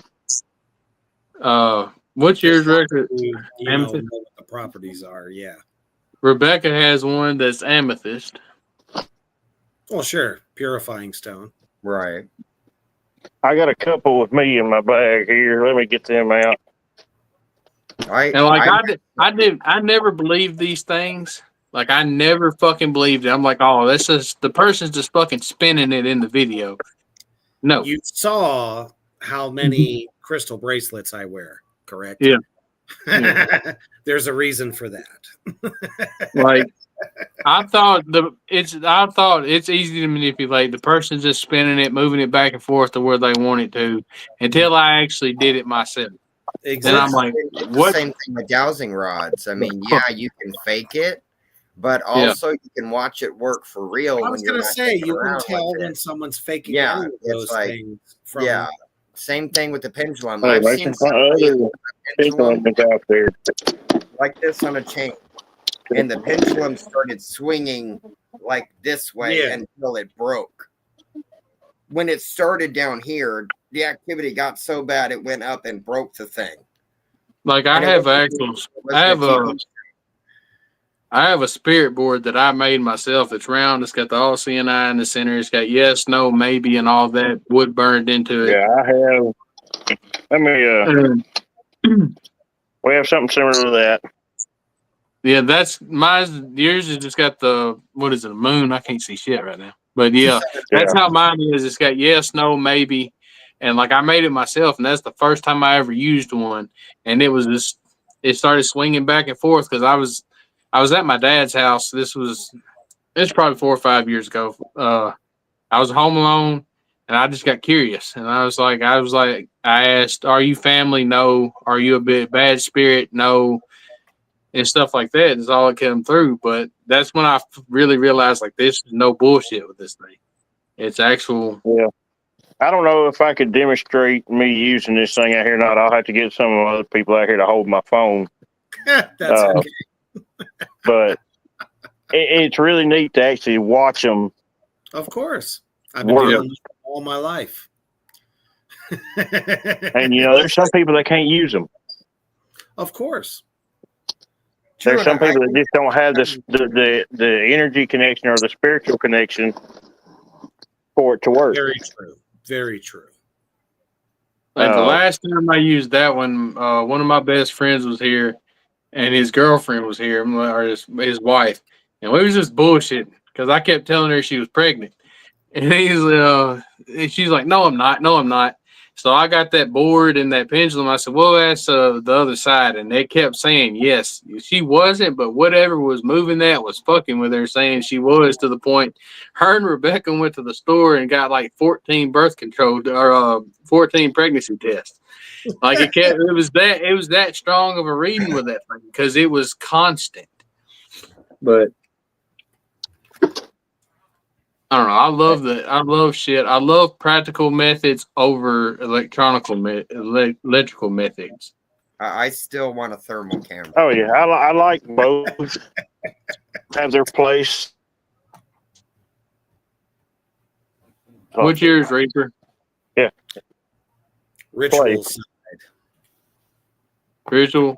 arcane methods. Yeah. Well, that's Magical still a teachings. method. I mean, it's the same thing as bringing in a I crucifix. mean, I do Nothing have wrong with an that. I do have an Aleister Crowley book over here. Just saying. I wouldn't listen to him. Now, you don't want to take his Yeah, lead you too need to much. see. Okay, when it Sorry. comes to Aleister Crowley, The way listen to he what ended up? Ozzy. Well, listen to what Ozzy told you and taught you about him. He was riding the white horse. I know it was. I was Yeah, making but the. like, did you think you were pure? Did you think that Aleister was trying to get himself in trouble? Yeah. Well, He was trying I'll to put use it. a I'll put it to you sledgehammer this way: to if break you, open the occult. if you succeed in using the Solomon seals and it kills you, there's a reason that you don't follow this man. Little thing called cocaine gets in your way. Well, true, and also you have to think about it. He really wasn't really big on any other followers. He was more about, oh, it's about me. Exactly. So I'm not doing any ritual with a guy that doesn't care if I many need to times about intentions. And when you have those selfish, greedy, intentions, give it all to me. How many times you've seen it in films? I mean, they do it all the time. I want all the power, give it all to me. Dude, and they're like, okay, we'll pretend like we're helping you, but in the end, you're mine. You know what I'm saying? Those are the ones that those types of magics, energies are just like, okay, we'll just take you right out, because you're not. I'm not of pure of I'm heart. not going to practice anything that.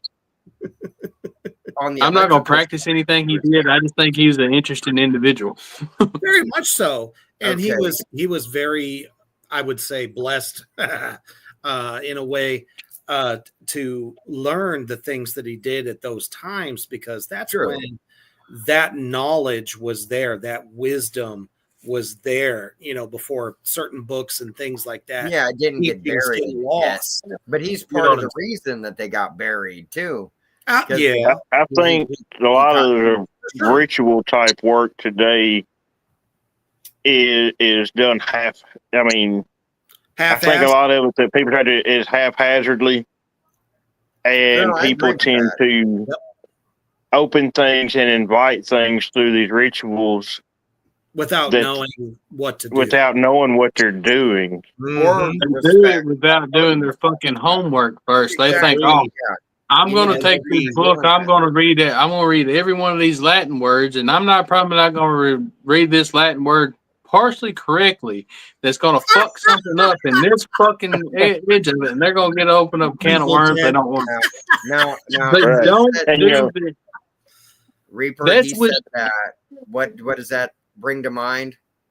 Klaatu, Verata. Yeah, I said Evil Dead. I said Evil Dead completely. Straight up Evil Dead, man. People, but they're also, here's the biggest problem, especially in today's world. Everything is misinformation. We now know, because it's the fucking internet. We now know that there has been reproduction of books that say that this is the one, but they only took it from another source that didn't have all of the knowledge to put into that book. So some of it's made up. It's like you got it from this source, that source, and we're just going to stick it in a book, put it in a little nice little fucking bow on it, and say that this is those particular teachings. And that's the Long story short, people, if you're going to do ritual work, go to your oldest library that you can fucking find. Go way the fuck back in their archives and start where you fucking happened at. Don't start with some shit that was released 2 fucking years ago that has been watered down, washed up, and really fucking tight. Or as much as I hate to say this, it sounds stereotypical, find that old person, that old weird person that everybody... Yep. That was my next point. We got that synergy. Exactly. Go to your elders, God damn it. They're called elders for a fucking reason. Now most of this stuff is passed down. My wife's cousin over here, your aunt? I mean, her aunt did a lot of ritual. I mean, she was Yeah, she was a high priestess in the Wiccan religion, and I honestly wish she was still here because she could answer a lot of questions for us. Yeah, But that's like sadly when, enough, I she's know not here. exactly where you're going. that's when we left Annabelle. Like I didn't, like I said, I believe it's all with intent, and what you go in is what you go in looking for is what you're going to get with any fucking thing. But Right. Rebecca, being the nervous person she is, she didn't want to just leave there and not do anything. Well, I told her, I was like, I'm not fucking talking to a Catholic preacher. You can hang that up. So we went, and there's actually a practicing Wiccan there that was a Yeah. guest there. She did everything. She sprayed us with everything to cleanse it and all. But Which is a like, good thing to do. It's not, Yeah. yeah. I mean, That's why not? cross I culture. mean, That's a cross culture kind of thing. yeah, Yeah. and we actually Well, bought one of her when books. you kind of getting We off actually topic, bought- when you look at Christianity and you look at Wiccan, you look at all these other religions, they're all the same. In yeah. a lot of ways, yes. Yep. You know, I've said it for years. If everybody would realize that all these practices are It's like, one, let's take the you stuff don't we have all to got label right. it. You don't have to put it in a special box. Every practice known to man across the world, we're talking about this entire planet, all know that if you got the heebie-jeebies, you got to get rid of them at the same time. No matter what you're delving into, you need to Right. cleanse your spirit every single time.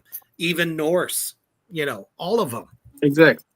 If we could get the Christians to realize that their faith is derived from fucking paganism, we Good would luck. be, this world would get a little bit fucking easier. Oh, we'd all get along and we'd all be, you know, What they don't kumbaya realize, motherfuckers. what they don't realize is when they put silver and red garland on their fucking tree, it was a semen and blood, represented a semen and blood sacrifice to the tree. They don't realize this shit. They don't want to look past their fucking. We're not going down this road. I'm going to shut up. But you get the point. This is The point paranormal. is, We're talking paranormal, not religion Yeah. here. It's paranormal. Yeah, that's right. But as a Well, spiritual, But, you know, community, well, it is. speaking of It's a spiritual on thing. paranormal and religious aspects, you know, even Christianity doesn't completely denounce paranormal activity. Well, they got That's the where I Holy go to Ghost. say too. I don't say what this activity is, but you know, even if you look at it in a Christian standpoint, It's a you know, miracle. it talks about angels and demons around us all the time. You know, they're battling each other, sure, and they're always around. They can choose to be seen when they want to be seen. So even if you're looking at it from that standpoint, if you're somebody that sees this later, that's like, well, I'm a Christian, I can't believe in it. You can, because I'm not saying that what this experience is this or that. You know, you can take that information as you will, Right. but I've it's just never an seen any experience, religion something that you just had. completely denounce it. Every religion acknowledges some sort True. of something. True. positive, negative energy, whatever you Yeah. want to call it. Every belief system since the dawn of man has Well, I always mean- had those beings that were of love and joy and, you know, for the betterment of everyone, every life existence, all the way down to the bug. And then there's this other one that's always kind of pining for, well, I got to do the dirty work, so guess what, here it is, kind of thing.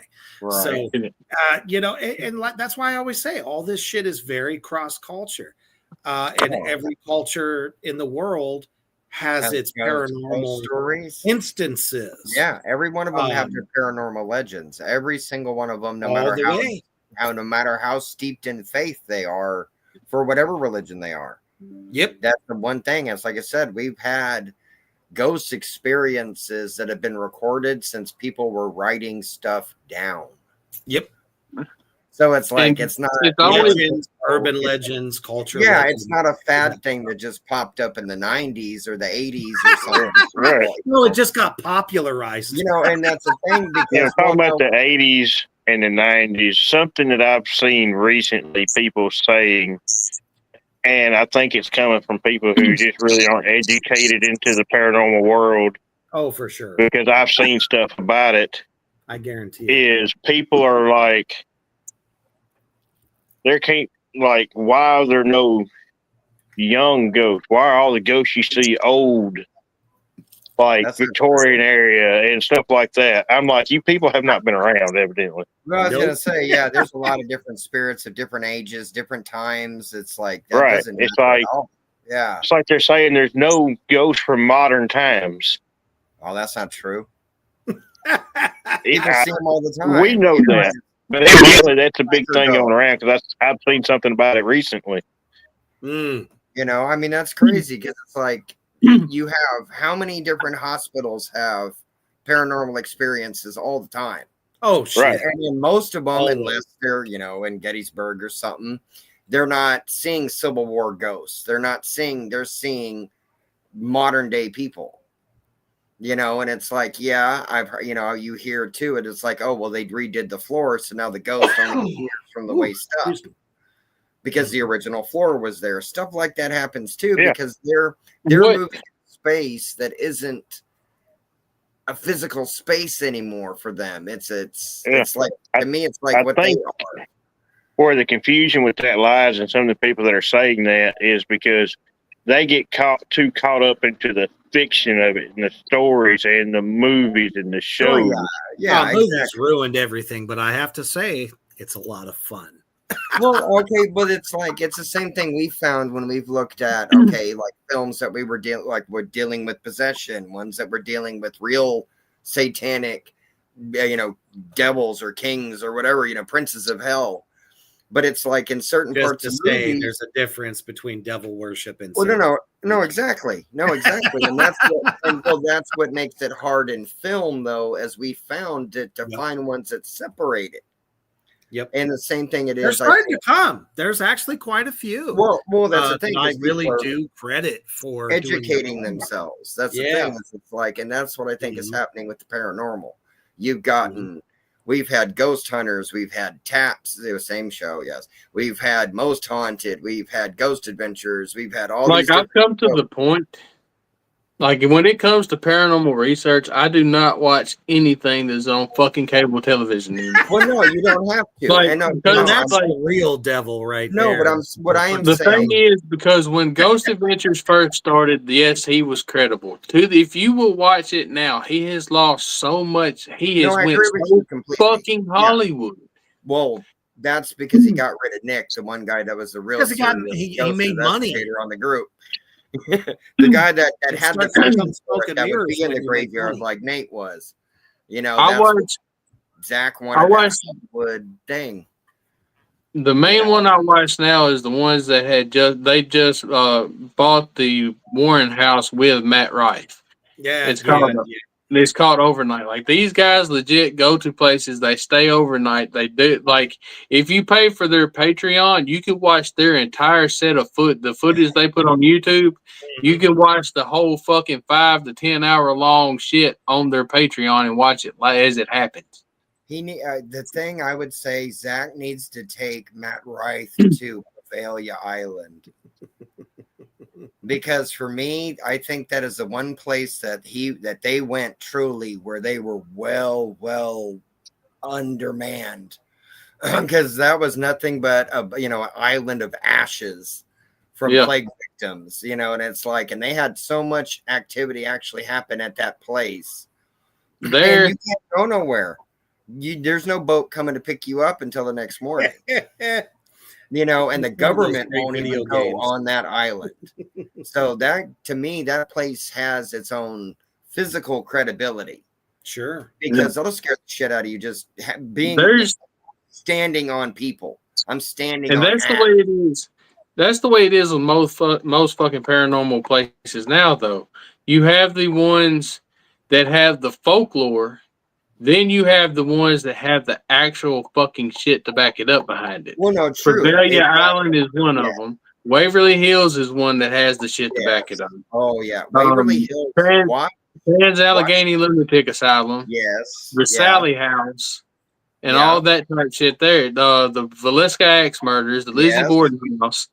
They're You all just- and what's the one that's in Texas? The one that's in Texas, the Hill House, Haunted Hill House. Yeah. Oh yeah. No, you mean That- Hill Manor. Yeah. Yeah, there's one Hill like Manor, and we've got the Catfish Plantation. that We've one I got don't the know. Black- So I'm about to We look got that the one up. Black Swan Inn. Yeah. I'll Black tell you what I've always Swan, wanted to do is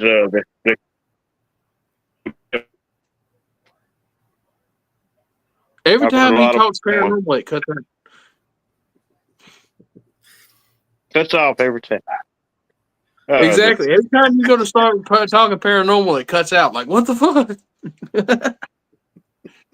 I guess it followed us home. Well, Go burn. Sometimes they do. That's Go why burn. I never but yeah. did necromancy. That is one thing you just do not do. Fuck that. Well, what was one you wanted to do, Nate? Which one was you talking about? The Crescent Motel. Oh yeah. Yeah. Now, I'll tell I've you seen one that Tombstone. I want to go to Tombstone. people talked really about a lot. When me I and my would wife love to- went, I didn't feel anything in this place, and that was Brushy Mountain State Penitentiary over in East Tennessee. Huh. One of my uncles was an inmate there, Ooh. and like he could tell you how bad that place really was. He had a friend in there that took a man that they put a. I'm not saying he was a abuser, but what they did, my uncle's friend killed this dude in that cell and was cutting his flesh off of his body and flushing it down the toilet when they found him. Damn. He I'm was sure there's fleshing him. some, but when we went, I didn't feel a thing when I went there. I well, think they kind of pick and choose though. Well, no, Yeah. especially in the but prison. thing about Brushy Mountains is built like an upside down cross. Yeah, They built Well- the prison to replicate a cross to try to fix the inmates, but what they didn't realize is they built it the opposite fucking direction. Mhm. That's I kind tell of you, man, that place has become so commercialized. I mean, Sure. don't get me wrong, it's a cool place to go and see, but it's become so commercialized, and I think that's hurt it. Oh, they yeah, have that's- they I have agree with concerts and that. shit there now and all kinds of shit now. Not to It's a mention, bit- if you do your homework, the upside down cross is not only localized to Satanism. You got Yeah. you got to look back. Yeah, That but shit's most long before that. most people that was going there, that's what they're going to associate with, and that's Of what course. most people that was in that Oh, It's prison. popular. Well, Yeah. true. It's like one of the ones that got really famous is Penhurst. And Yeah. Penhurst, that was That's a real crazy. bad place. That goes into Waverly territory, but Waverly didn't have the patient abuse as bad as Penhurst did.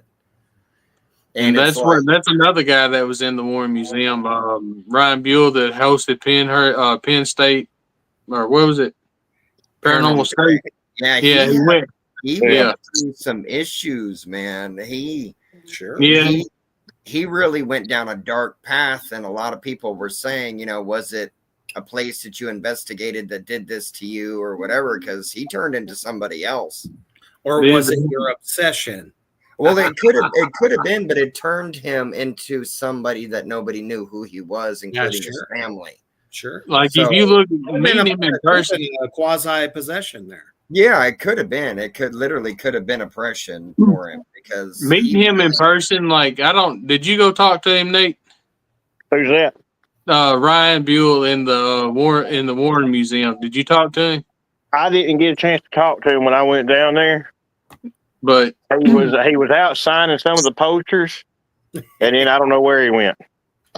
when we went in there and he was in there and he was just the person you seen on TV and the person that was there, like I know he's older, but for me he was like a fucking statue. He was like He felt almost out of place, kind Well, of. no, that's what I'm saying. It's like if you look up what happened to him, Yeah.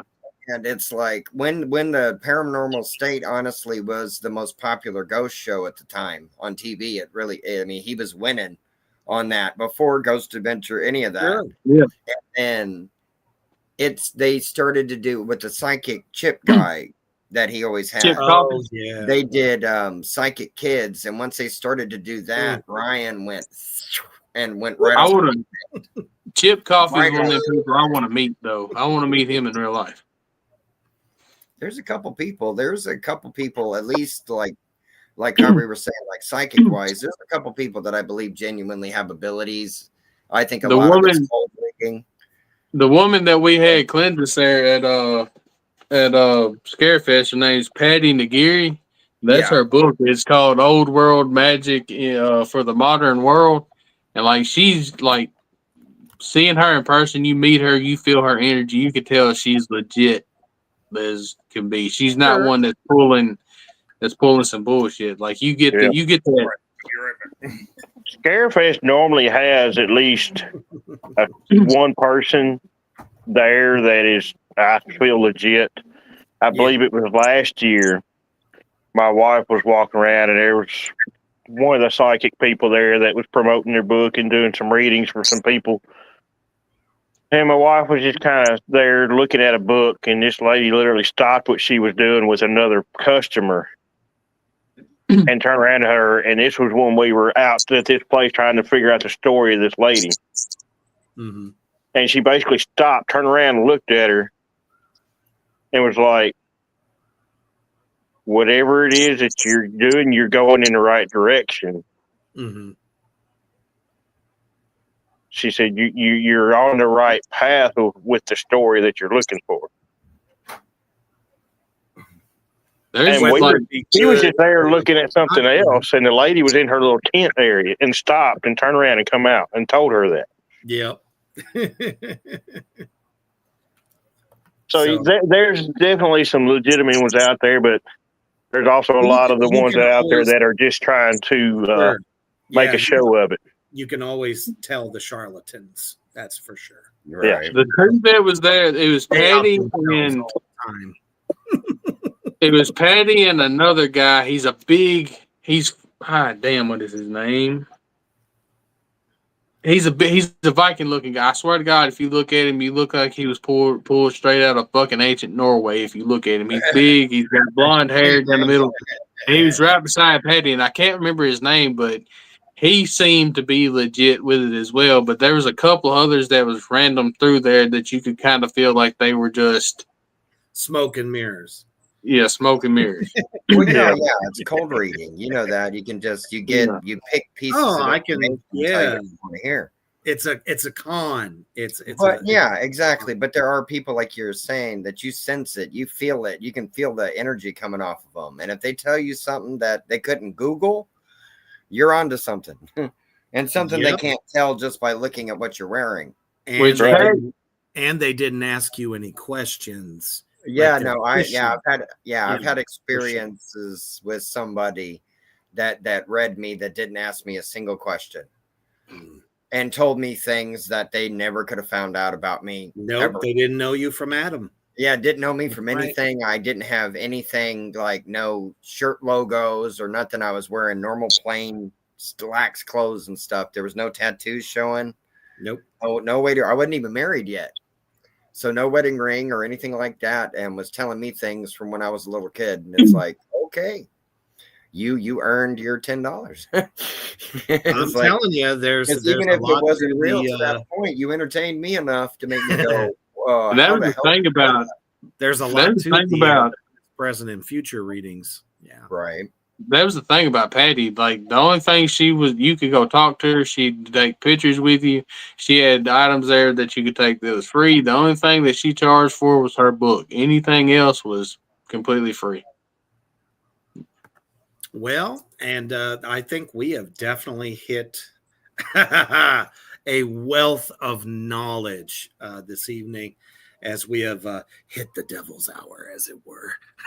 No, because it's not 3 a.m. And I'm sure we could probably talk until 3 a.m. But we have definitely, I feel like we've hit a lot of very important points. This is not the typical, and I've seen a bunch of them.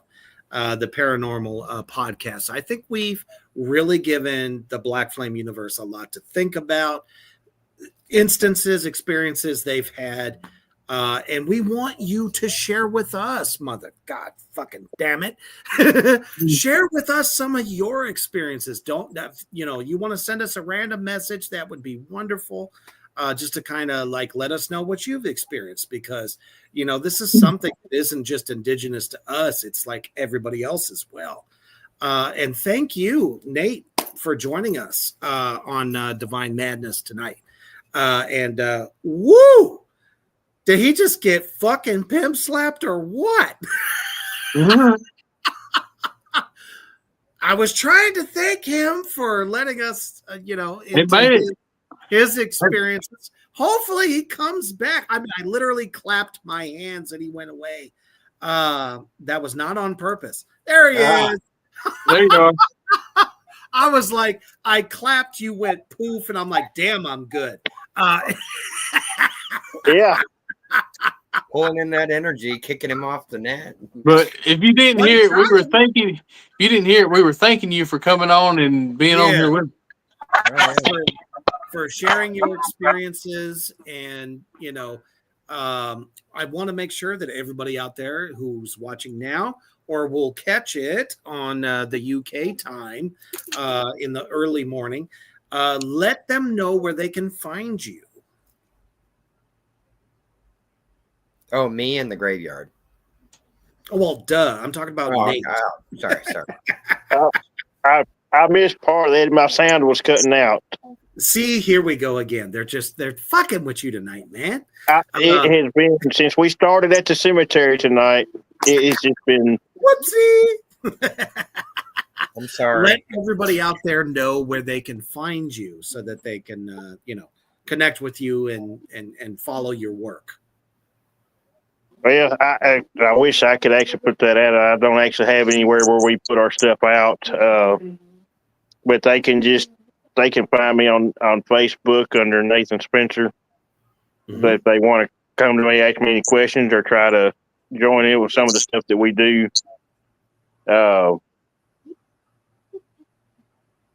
it's actually, I think my profile picture is like a little copper skull. Yep, it is. But we really appreciate you joining us tonight. Thank you both, Morty and Defiler, as always. And me and Defiler will have to get together and go to the cemetery here one night. Oh, yeah. Damn. That would be fun. Yeah. I think Rebecca will be staying behind and under a blankie. No, she might actually go. Like, she might actually go. Not this Scarefest we just left, but the first year we went to Scarefest, when we left, me and her went to Waverly Hills Sanitarium trying to get in. Yep. And she walked barefooted on the fucking road that goes up to it. I mean, that's how you do it. That's how it got it straight barefoot.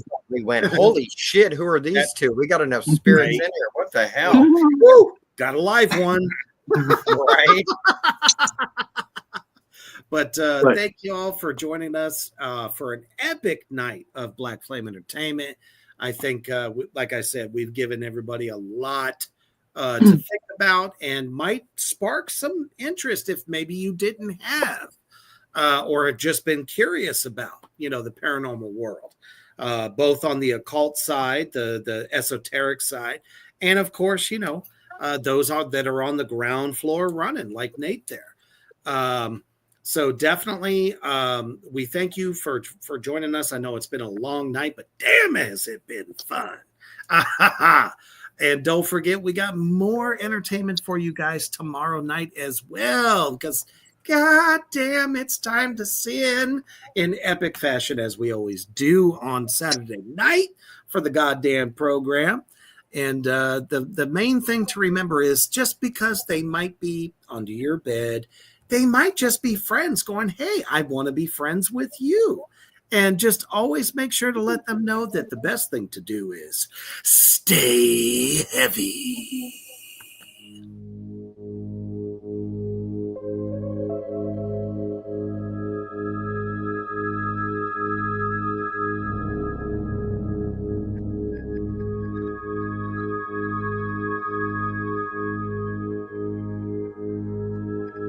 Thank you for joining us on Rebirth Underground. Stay tuned for more from Black Flame.